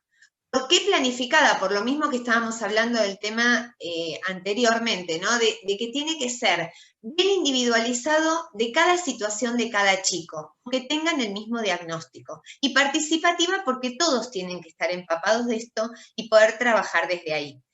Con lo cual, para que se pueda dar la inclusión, la integración tiene que ser o tiene que tener estas características. No hay integración posible si no hay inclusión. Esto que Ana decía con esos dibujitos que había hecho, el concepto de inclusión es mucho más amplio que el de integración. Con lo cual, la inclusión se trata de un modelo de escuela. Este modelo que decía Ana no tiene requisitos de entrada, que a veces pareciera sutilmente que en las entrevistas de ingreso se les dice determinadas cosas y no se permite que esos chicos ingresen, con lo cual nos está hablando de que muchas veces habría que modificar la estructura escolar, ¿sí? O las políticas educativas, mejor dicho, que yo creo que en algún lugar lo puse. Las políticas educativas, por lo tanto, esto implicaría un proyecto de transformación social. Como Ana hablaba del vecino sordo o así, digo, uno tiene que vivir en una sociedad donde estas cuestiones tengan que cambiar, tengamos que vivir todos en esta cuestión de la diversidad, donde todos somos diferentes y todos somos necesarios y cada uno tiene lo suyo para aportar. Debe haber, por lo tanto, flexibilidad en la oferta educativa. Esto a veces cuesta, ¿sí? Depende mucho de la cultura escolar, depende si es privada, si es pública, hay un montón de variables que se juegan ahí. Lo ideal sería armar el PEI, el Proyecto Educativo Institucional, acorde a las necesidades de los alumnos. Y bueno, a mi modo de ver, y creo que Ana debe estar de acuerdo, la integración beneficia al sistema educativo, porque esto exige una mayor competencia profesional y también proyectos educativos amplios, ¿no? No quedarnos con algo cerrado para un determinado alumnado, sino que uno pueda pensar ampliamente. Y bueno, tiene que ver esto justamente con la flexibilidad. Bueno, vuelvo acá un poquito. Respecto al proyecto de integración escolar, hay un montón de cuestiones a tener en cuenta. Ahora, por ejemplo, yo estoy haciendo el pasaje de una nena de séptimo al secundario dentro de mi misma escuela, venía sin integración, porque los papás tienen pocos recursos internos para hacer determinadas cuestiones que la escuela pide. Las maestras han trabajado muchísimo con esta nena, de hecho ahora la psicóloga de primaria está oficiando de tutora o tutoría para trabajar, sobre todo imagínense, a distancia con la pantalla. Ella tiene un trastorno específico del aprendizaje, con muchas cuestiones emocionales que están perjudicando sus aprendizajes. Y además hay cierta cuestión atencional también. La psicóloga está trabajando con ella en espacios, 1 o 2 veces por semana, ir trabajando cuestiones que dan las maestras para que ella pueda estar, no digo al ritmo del grupo, pero a su propio ritmo, pero un poco mejor, porque a veces pasaba que o no se conectaba, o no prendía la pantalla, no quería estar en la clase, entonces se perdía lo que las maestras explicaban, después los padres no les podían decir bien lo que la maestra les transmitía, entonces bueno, la psicóloga de primaria está ayudando un poquito en esto. Estamos ahora con comenzaron con un equipo integrador nuevo. Yo los estoy conociendo, hemos tenido varias reuniones por Zoom. Bueno, y ahora viene toda la cuestión burocrática Primero fue, yo le mostré a Ana los papeles, fue la tramitación del CUD para esta nena, que también fue todo un tema. Dentro de terminar con todos estos trámites, necesitaban un papel donde dijera que la escuela, en conjunto con el equipo integrador, en conjunto con la familia, estaban de acuerdo con el proyecto de integración, que eso es lo que terminé anoche de armar y hoy se los voy a mandar. Eso es lo último que tienen que presentar en la obra social. ¿Por qué digo esto? Porque el tema de las obras sociales es todo un tema, cada año se ponen más trabas o mayores requisitos. Hay familias que les cuesta cumplir con estas cosas, ¿sí? Porque son demasiados papeles, demasiadas cosas. Bueno, eso es parte del comienzo del proyecto. Obviamente que los equipos integradores favorecen y ayudan en esto. Este equipo, la verdad que está dando una mano bárbara. Entonces, a partir de ahí, una vez que el chico está ya con el CUD, el Certificado Único de Discapacidad, bueno, comenzaría el proyecto de integración, en este caso, por ejemplo, en mi escuela, ¿no? Primer año.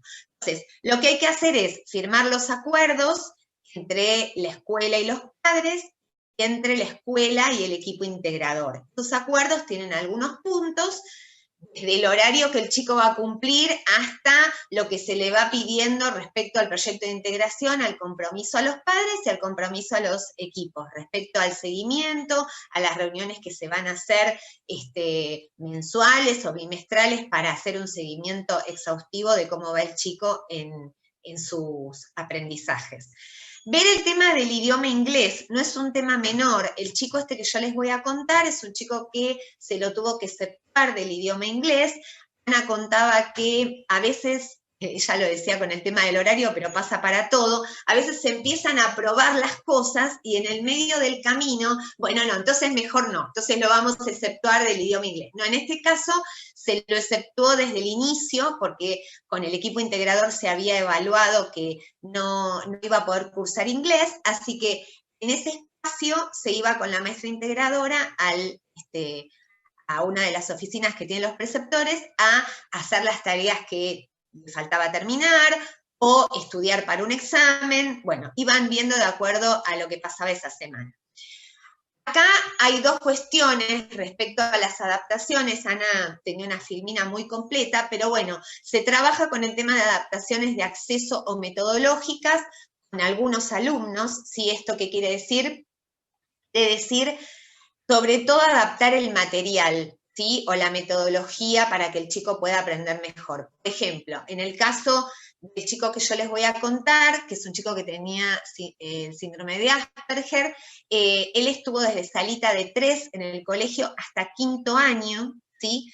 Con una escolaridad para mí excepcional, porque la verdad, muy bien cómo lo fue llevando el equipo, y trabajó los 5 años de secundario con la misma maestra integradora porque habían acoplado muy bien, porque habíamos evaluado si eso tenía que ver con una dependencia o con realmente un beneficio, en el sentido que contaba Ana, de que el cambiarle determinadas cuestiones de las rutinas y demás, eso lo desestabilizaba. Tenía muy buena relación con ella, con lo cual evaluamos que era mejor que continuara. Ella era psicopedagoga y la verdad bien a este alumno, y se le hacían todas adaptaciones de acceso. Por ejemplo, les doy un ejemplo de mi materia. Por ejemplo, yo tenía psicología en 4º, entonces por ahí les tenía que tomar una prueba, yo se la mandaba a la maestra integradora por mail, ella la miraba, la revisaba, le cambiaba algunas consignas más adaptadas para él, desde unir con flechas hasta llenar cuadros con verdadero o falso, lo que sea, y en ese sentido él rendía el mismo contenido, los chicos del curso, pero con una prueba, con una adaptación en cuanto, si quieren, al formato, ¿sí? a cómo presentarle los ítems, pero el contenido era lo mismo.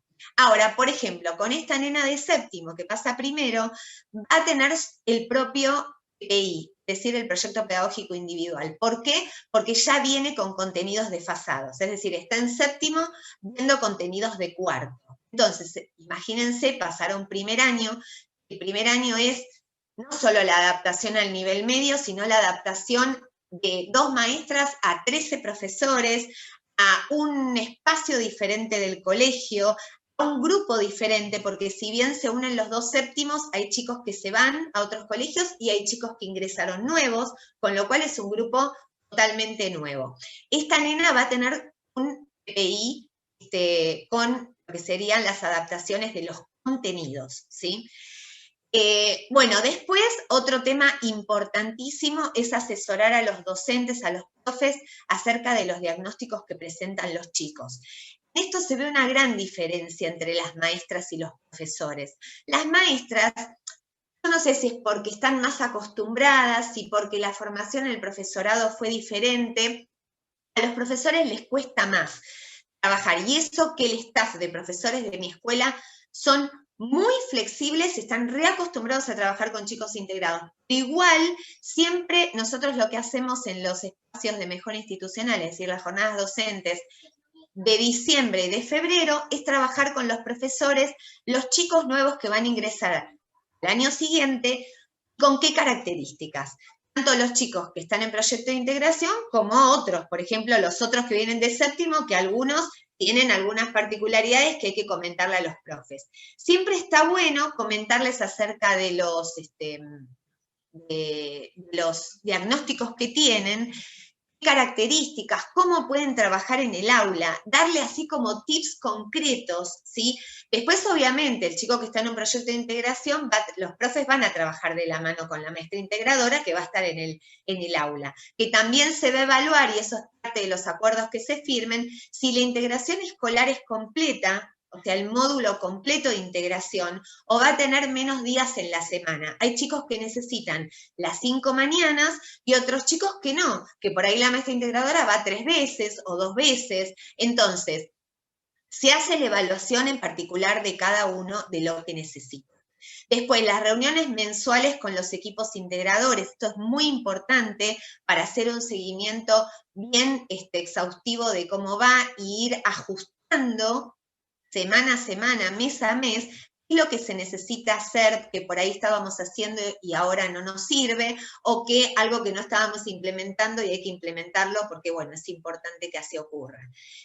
Por lo tanto, los maestros integradores también van a armar informes al cierre de cada trimestre. El nivel medio está armado por trimestres, no por bimestres, y al cierre de cada trimestre el maestro integrador va a armar un informe. Ese informe lo compartimos con la familia, y es en base a todo lo que ha trabajado con el chico y todo lo que informan los profesores, ¿sí? Porque también les pedimos a ellos que vayan comentando cómo fue el trabajo en su asignatura.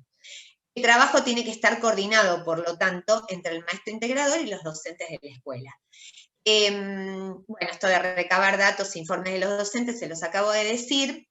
Y también es importante, como decía Ana, esto de que a veces se desregulan los chicos, cómo gestionar, en el caso, por ejemplo, de los chicos con espectro autista, los espacios no reglados, ¿no? El recreo, espacios de movilización entre un aula y la otra, o si hay que irse de excursión, por ejemplo. Esta familia de este chico que yo les cuento, que terminó quinto, muchas veces no lo mandaban a las excursiones. Al principio yo no entendía bien por qué, decía, pero no le permite, qué sé yo, conocer a dónde va a ir o estar con...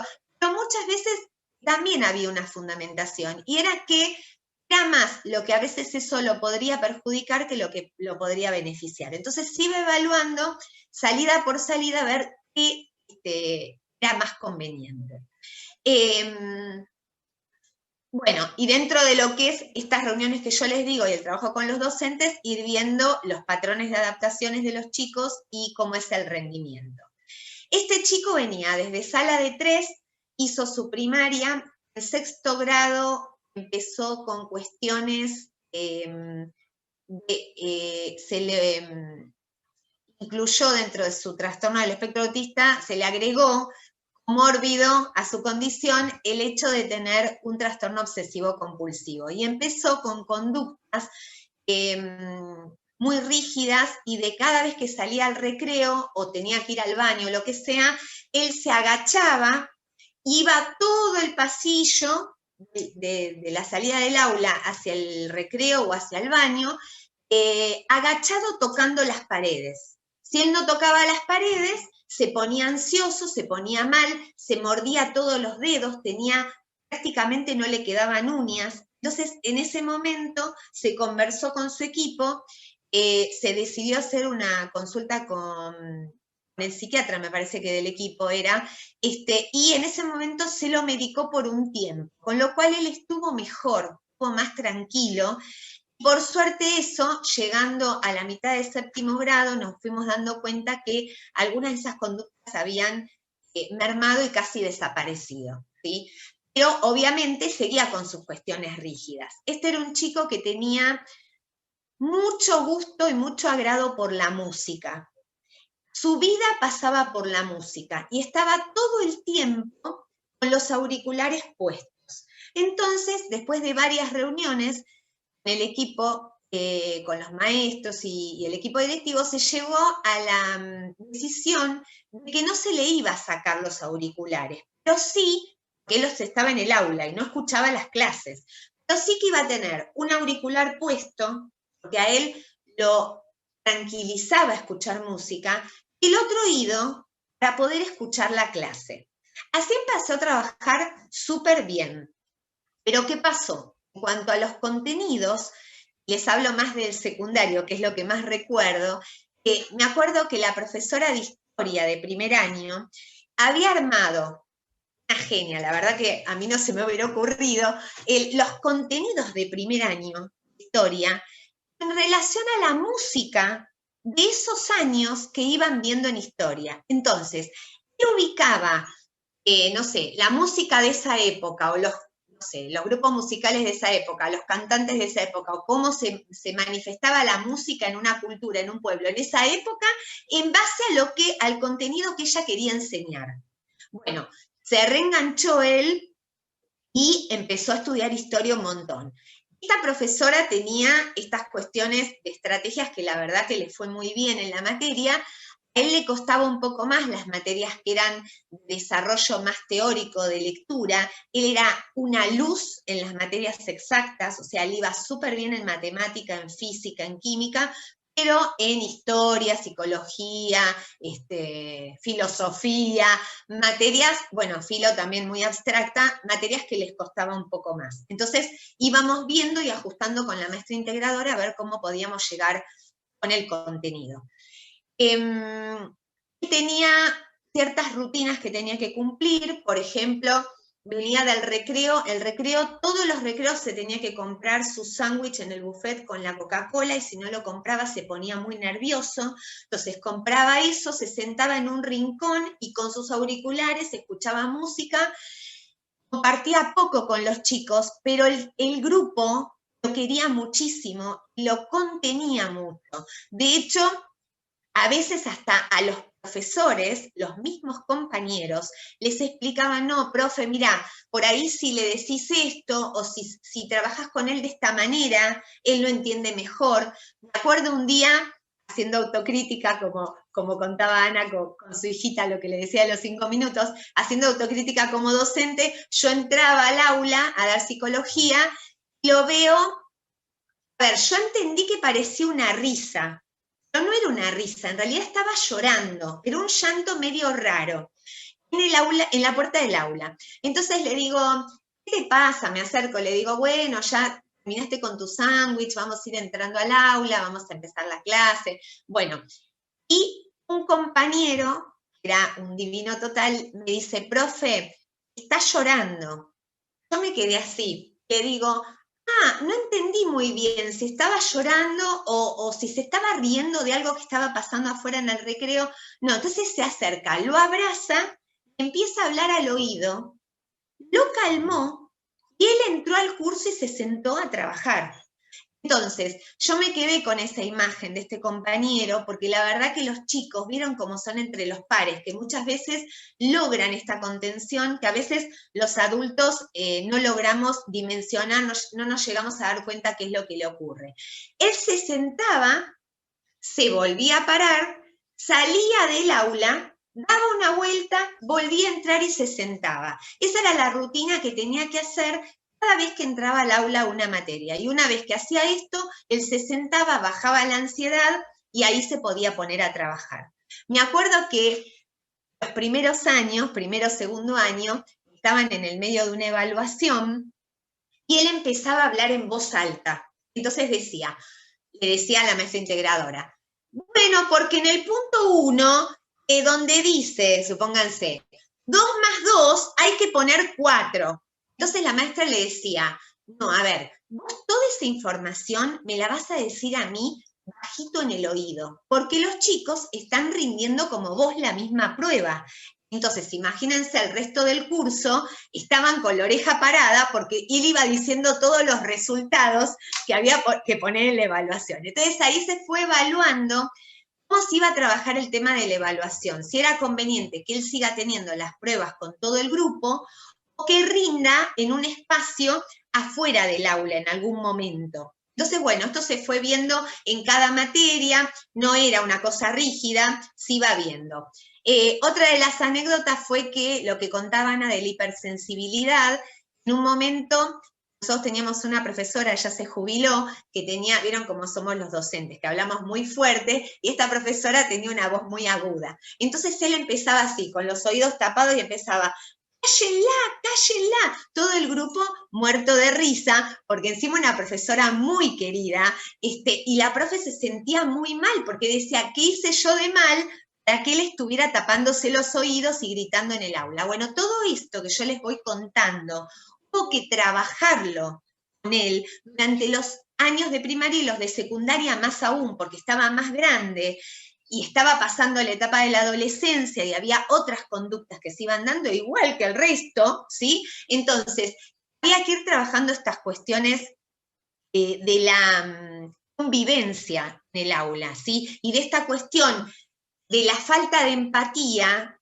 ¿no? De no darse cuenta o de quizás el lenguaje pragmático, esta cuestión de no darse cuenta en qué situación está, en qué lugar está, qué debe decir, qué no debe decir. Todo eso fue un trabajo diario de hormiga de la maestra integradora. Poquito a poquito, él terminó un 5º año brillante, se le entregó el título perfecto, terminó con las notas perfectas, y un chico muy comprometido. A él, como le gustaba mucho la música, les cuento porque en 5º lo tuve en orientación vocacional, él no participó del proyecto, está dentro del horario escolar. En ese momento, creo que eran las 2 últimas horas, a él lo retiraban, no se quedó, se llegó a un acuerdo con el equipo y se trabajó individualizado con él. Me acuerdo que hemos tenido alguna charla, pero además con la maestra integradora, el equipo y los papás, para ver qué sería conveniente que haga al finalizar su escuela secundaria. Y bueno, empezamos a averiguar, y los papás encontraron un lugar, un instituto, que tenía una carrera terciaria con, no me acuerdo si era algo de sonido, imagen, sonido, parecida a la de la UBA, pero que era una carrera terciaria, donde tenía todo un manejo del tema musical. Él se sentía recontento porque los papás lo habían llevado, habían ido a conocer la institución, una institución que también trabajaba con integración, así que súper bien, porque encontramos un ámbito donde él iba a poder seguir estando contenido y un trabajo bien individualizado en base a su condición, así que empezó a estudiar esa carrera. Y él terminó hace 3 años el colegio, y de vez en cuando la cruzamos a la mamá en el barrio, y la verdad que fue muy bien con sus estudios. Así que cuestiones, como decía Ana, que también habló de las capacidades superiores, este nene, digamos, no tenía mayores dificultades, salvo, como les digo, en las materias más teóricas, que bueno, se iba buscando la manera de que él pueda acceder al contenido de la mejor manera posible, pero hizo un recorrido escolar brillante, y la verdad es que fue un orgullo para nosotros. Estuvo de sala de 3 hasta 5º año. Así que bueno, un poco para que ustedes vean cómo se va trabajando en un proyecto de integración. Ahora fíjense qué diferencia entre cómo trabajamos con este alumno y cómo estoy ahora yo trabajando con esta otra nena. Después hay 2 chicos en primaria con síndrome de Down, que también se está evaluando. Una de las nenas pasa de 6º a 7º, los papás ya le dijeron al colegio que no se quedaban en el secundario, que la sacaban. Así que hemos tenido también con Down en secundaria y muy bien. Ahora tuvimos un chico el año pasado que terminó con trastorno específico del lenguaje, también muy bien. Bueno, lo particular y individualizadamente con cada uno, viendo las necesidades de cada uno de los alumnos, trabajando con cada equipo. Además que el colegio tiene que conocer al equipo integrador, todos los equipos generalmente trabajan con mucho compromiso, pero por supuesto que hay que conocer la cultura institucional de cada lugar y las cosas que van planteando y cómo se manejan, pero generalmente no hemos tenido mayores inconvenientes. Así que, bueno, me parece que por ahí, entre lo más teórico que dio Ana y los puntos fundamentales de cómo se manejan estos chicos, y ahora la implementación de un proyecto de integración en la escuela, con algo bien concreto, bueno, por ahí a uno le queda, no sé, como más claro el panorama en el momento que quizás ustedes, algunos de ustedes que trabajan en educación, puedan trabajarlo desde los colegios, ¿no? Me parece que más allá que sean privados o públicos, se puede trabajar perfectamente el proyecto de integración, siempre y cuando, como estábamos hablando hace un rato, aparezcan estas cuestiones de amplitud en los proyectos, de que todos los actores institucionales estén empapados y de que tengan ganas de ayudar a estos alumnos como cualquier otro, que tiene que ver con las necesidades educativas de cada uno de los alumnos que tengamos, estén en el proyecto de integración o no estén, que hay otros chicos que no están integrados, pero también tienen problemas, ¿no? O sea, nadie está exento de esas cosas, así que con cada alumno, mientras esos docentes se comprometan, tengan contención y se preocupen en hacer una educación bien, con una mirada puesta en ese alumno, yo creo que se puede hacer un recorrido escolar muy bueno, ¿no? Así que, bueno, un poquito era lo que les quería transmitir yo. Voy a dejar de compartir pantalla para volver acá. Bueno, y si quieren, abrimos un espacio a preguntas. Ana, había alguien que había preguntado en YouTube respecto al tema del horario que vos contabas. Había escrito, igual eso del horario también lo pone el colegio. Si es privado, negociar el horario es todo un tema. Yo tuve experiencias horribles como familiar, donde no hubo forma de aceptaran más horas respecto al trabajo de los chicos. No sé qué podés contestar, yo después digo algo también, dale. Lo leí el comentario. La realidad es que, a ver, son como dos caminos distintos. Una cosa es entender que esto existe, obviamente, existe un montón de injusticias, un montón de cuestiones en el medio. Existe también esta cuestión que tiene que ver con que los papás tienen que pelear muchas cosas y entonces muchas veces ceden unos aspectos para pelear otras, por ejemplo el horario, por ejemplo el tipo de escuela, por ejemplo el tipo de escolaridad. Yo todo eso lo entiendo ahora. Si dejamos de lado todo eso, lo que hay que pensar es que la decisión del horario no es unilateral, no es del colegio, y lo que seguro no es una decisión en función de la comodidad del colegio. Mi postura es que hasta que la vida demuestre lo contrario, esta persona tiene que tener las mismas oportunidades, porque con la escolaridad estamos decidiendo su futuro. Entonces, si ese niño no tuvo maestra integradora, se porta como el demonio, pero, digamos, si la opción es reducir el horario, la respuesta es no. Primero tenemos que probar todas las alternativas. La reducción de horario, lo mismo que la escuela especial, lo mismo que un montón de otras cuestiones, tiene que ser la última opción y no la que le hace bien a la escuela. ¿Se entiende? Yo entiendo todo, yo entiendo que si no se queda quieto, yo eso lo comprendo, lo sé, lo conozco. Ahora, la solución no puede ser siempre cortar el hilo por lo más fino. Como el niño no se queja, como los padres están cansados, como los padres piden, esta mamá que yo cuento de los 84 colegios, terminó yendo al colegio que lo aceptaron. Una vez una mamá me dijo, hablando del colegio, le digo, ¿y dónde lo vas a mandar? Y me dijo, donde lo quieran. ¿Sí?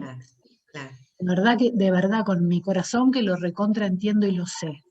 Pero por ahí, en estas situaciones estamos otros actores profesionales que podemos hacer algo para que no se avasallen los derechos del niño. ¿Sí? De hecho, la ley dice que la decisión es de todas las partes, no del colegio. ¿Sí? Entonces, yo te digo que tiene que ir horario completo. Yo, Ana Dana, firmo que tiene que ir horario completo. Vos decís que no, bueno, vamos a discutirlo.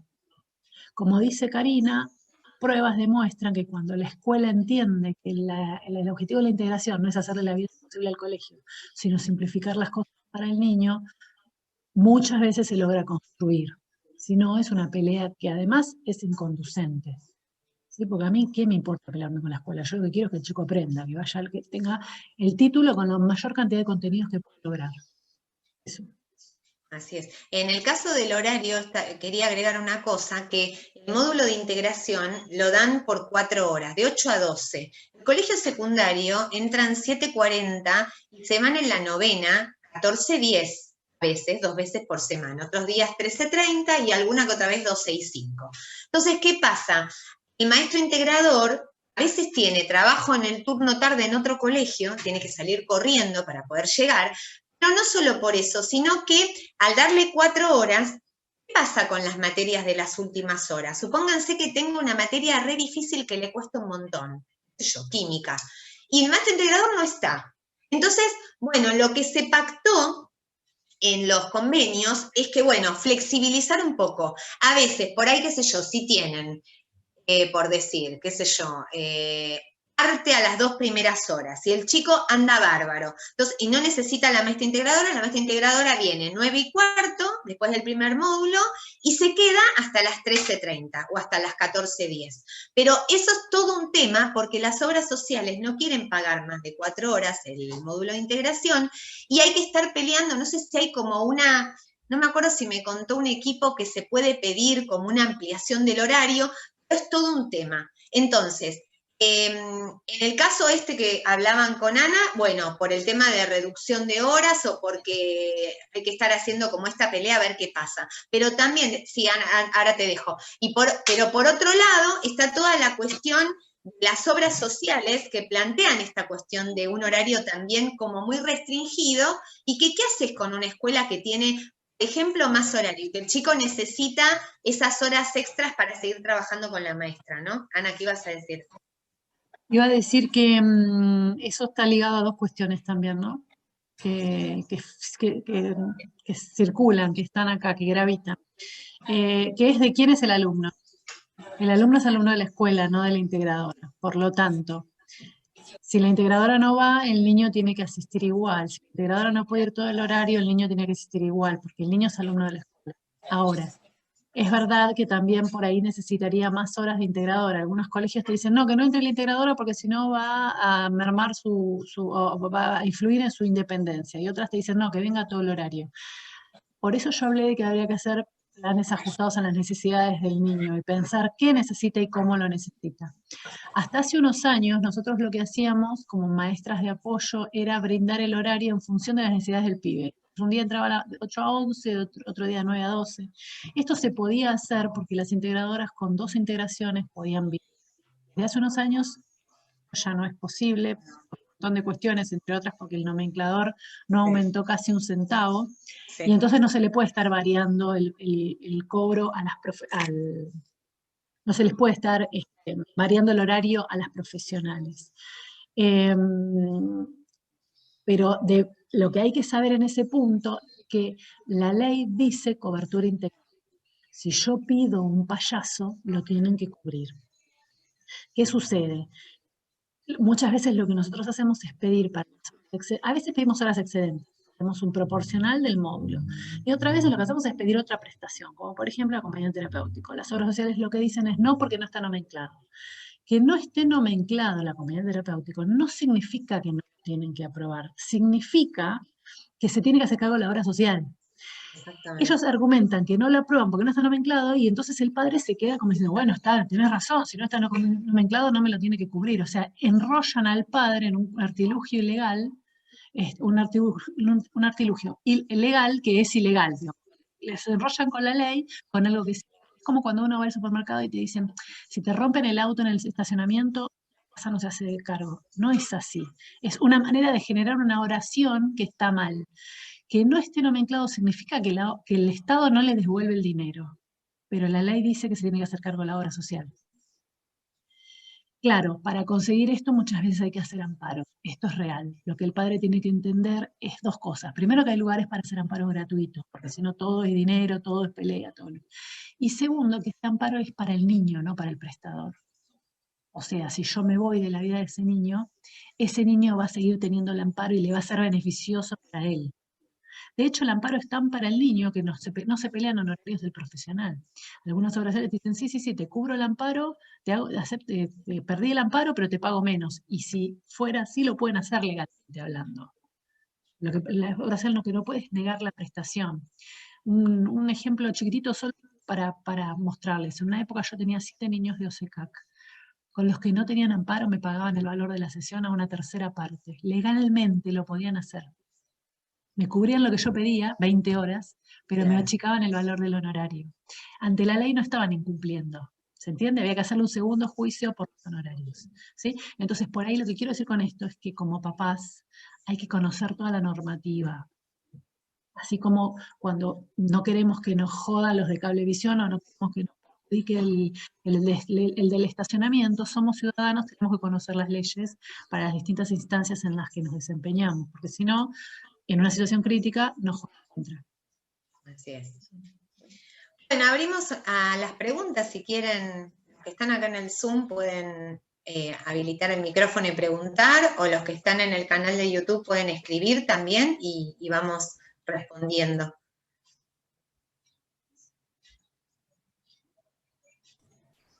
Yo lo que le iba a preguntar a Ana, que recién hablaba que OSECAC le había reducido los honorarios, ¿eso no lo establece el nomenclador de discapacidad, los honorarios?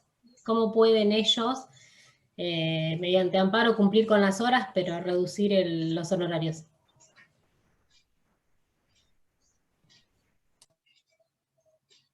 He cerrado el micrófono, Ana. Ahí está. Sí, el nomenclador lo establece el Estado, pero ese nomenclador tendrían que los profesionales tomarse el trabajo de ir a la historia y leer todos los nomencladores y todas las resoluciones desde que esto existe. ¿Sí? Por ejemplo, OSDE paga 4 nomencladores atrás y paga distinto con un prestador que con otro. OSECAC, yo lo sé porque tenía varios nenes de la misma obra social. OSDE me paga distinto de un niño de otro. El nomenclador se establece a grosso modo para que el prestador de salud de la obra social reciba el dinero. ¿Sí?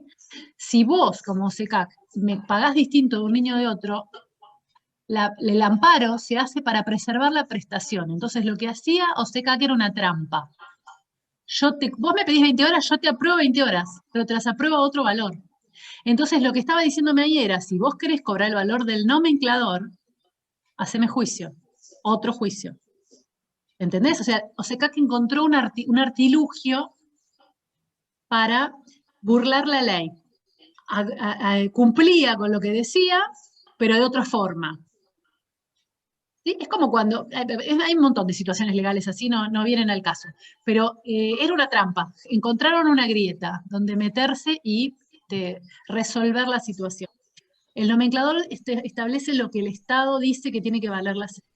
Y si uno como prestador denuncia ante superintendencia, porque en general para que ellos aprueben las prestaciones vos tenés que presentar el Registro Nacional de Prestadores y demás. Sí, o sea, es más, vos haces una factura, suponete. Lo que pasa es que hay todo un tema ahí en el medio. Por ejemplo, yo te pido 10 sesiones semanales y vos me aprobás 4. Y me pedís que para esas 4 te mande un nuevo presupuesto. Yo le digo a los padres, no mandés un nuevo presupuesto, que quede en algún lado, que yo pedí 10 y vos me aprobaste 4. Más que yo después pueda trabajar con las 4, porque muchas veces pido más a propósito. Porque si no, el día de mañana, cuando vos necesitas 5, te dicen, no, pero vos siempre presentaste 4. Y no es que no podés cambiar, pero te hacen la vida imposible con eso. Claro. Entonces hay que ser como muy avispados con estas cosas, ¿se entiende? Entonces, no sé qué pasa, yo nunca hice una denuncia, la tendría que haber hecho, nunca hice una denuncia por menor valor de la sesión. Porque las prestadoras de salud también saben que vos lo terminás arreglando con el padre. De la misma manera que saben que cada vez las sesiones duran menos, pero en las planillas de asistencia te hacen poner horas completas. Nosotros en un momento nos dimos cuenta que éramos el único equipo que conocíamos que trabajaba por sesión de hora completa, de 60 minutos. Pero las horas sociales, todo esto lo saben. Saben que la planilla de asistencia es un arreglo entre vos y el padre. Todo esto lo saben, es muy grave, porque te obligan. IOMA yo tenía también 7 nenes en una época.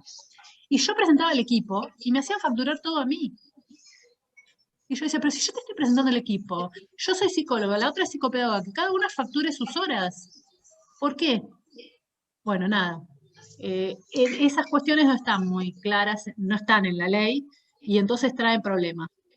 Capaz que habría que empezar a denunciar para empezar a desarmar esta cuestión que es muy grave, porque pone al prestador en una situación malísima. Malísima. Como por ejemplo el título de la PND. Hay obras sociales que en sus instructivos ponen que tiene que ser psicopedagoga licenciada en Ciencias de la Educación. Y yo no tengo nada en contra de las psicopedagogas, pero esto está mal. Porque la ley no dice el título de la persona que tiene que ejercer la tarea. Lo que sí dicen las resoluciones es que la tarea la tiene que ejercer el que le haga bien al pibe. Entonces, si le hace bien un payaso, tendríamos que discutir en el equipo por qué le metemos un payaso. No le voy a mandar un payaso, porque estamos en el ámbito educativo. Pero lo que quiero decir es que eso no puede estar en la decisión de la obra social, que además no conoce al niño. En el 99% de las veces. Que lo hace solo con un objetivo económico. Y que lo hace porque hay menos psicopedagogas en realidad. Entonces, si pusiera psicóloga, se le amplía la oferta de profesionales, pero como pone solo una profesional donde hay mucha menos gente trabajando, a largo plazo se aseguran de que haya muchas menos integraciones. Entonces mi argumento es, si ese nene se porta mal, ¿por qué le voy a poner una psicopedagoga? ¿Por qué? Si en realidad no tiene problemas de aprendizaje. Ellos no cuentan con que haya otro que les retruca. No solo están los ruidos de mi casa, sino que los de la calle que están escuchando. La calle, eso no es mi casa. Iba a decir otra cosa más de algo que dijo Karina, bueno, pero se me fue con respecto a la ley. No me acuerdo. Ya me acordaré, porque también del otro que me había olvidado, que era del otro mito, me fui acordando mientras Karina hablaba, pero bueno, no importa, después me acordaré. Bueno. ¿Otra pregunta? A ver, estoy viendo si escribieron algo. No. ¿Quieren hacer alguna pregunta que en el Zoom? ¿Alguna? Bueno, quedó todo claro, parece.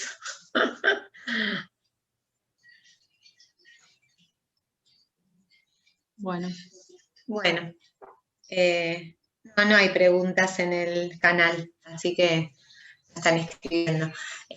Bueno, Ana, ¿querías decir algo para... que viene Nati también está ahí. Para ir cerrando, son las 6:05. No, nada. Quería agradecerles a todas, a Karina y a Natalia la convocatoria y al público por tratar de hablar de estos temas. Y nada, eso, agradecerles. Si quieren pueden escribirme al Instagram, que es @centroquia, con K de kilo y latina, o en alguna de las redes, yo estoy en todas las redes, Facebook, Instagram, no sé, Pinterest, Twitter, todas las redes. Ponen la red y ponen mi nombre y aparecen todas, así que me encuentran o me encuentran. Y encima te aparecen nuestros mails por la UBA. Sí, así que, claro, tenés razón. Así que sí, el que no me encuentra el mail es porque no se esmeró ni un instante. Así que nada, muchas gracias a todas por estar ahí del otro lado. Hay que estar un sábado a la tarde hablando de temas de este tipo. Así que nos vemos en otro espacio y espero que les haya servido. Bueno, yo también les quiero agradecer, trabajando con mi amiga Ana, que hemos estudiado en la carrera juntas y continuamos como docentes, así que hermosa esta charla compartida. Y bueno, con Nati, que trabajamos, Nati Preste, psicopedagoga, que trabajamos todo el año dando talleres y cursos, así que, como dijo Ana, pueden buscarnos también en las redes, Espacio Bridge o Constructivamente, Facebook, todo, Instagram, blog, la plataforma. Nati, ¿quieres decir algo? No, primero que nada, bueno, agradecerles, a Ana, a vos, y a todos los que se tomaron el ratito de escuchar, porque la verdad que es genial. Me está gustando esto de las charlas online. ¿Viste? Nadie va a querer dejar de hacer online cuando se vaya la pandemia. Sí, Claro, no, a mí me costaba, te digo, o sea, yo quería Tenés la todo. posibilidad de estar con gente del interior. Eso tenemos es- toda la Argentina, escúchame, Claro. como la única Sí, forma sí. es por Zoom. Claro. Es muy lindo, la verdad que bueno, les agradezco a todos por estar del otro lado, por acompañarnos, y bueno, y a ustedes dos genias, muchas gracias. El sábado que viene paso un chivo, Dale. sábado que viene tenemos el último curso en Espacio Bridge, de orientación vocacional, bueno, lo va a dar Karina. Y bueno, ya cerramos el año y no jodemos más con los No, cursos. basta. Estamos hasta Navidad, si no. Lo único que en vacaciones íbamos a dejar, para los que quieran chusmear, después se meten en el espacio, algunos videos grabados de los cursos que dimos, por si alguno no pudo participar y quiere, van a estar en enero y parte de febrero. Ya para el año que viene, planificando temas nuevos, de otros test y temas interesantes. Por ahí podemos preparar otra charlita con Ana, vamos a ir viendo, y bueno, así que los esperamos, les agradecemos a todos por haber compartido. Acá preguntan, dan las gracias y preguntan si va a quedar grabada en YouTube. Sí, va a quedar grabada. Algunos entraron a la mitad, bueno, agradecen, que dicen muy lindo, excelente como siempre, muy lindo, bueno, gracias gente, en serio. Así que bueno, los dejamos descansar, que tengan un lindo fin de largo, y felices fiestas a los que nos veamos.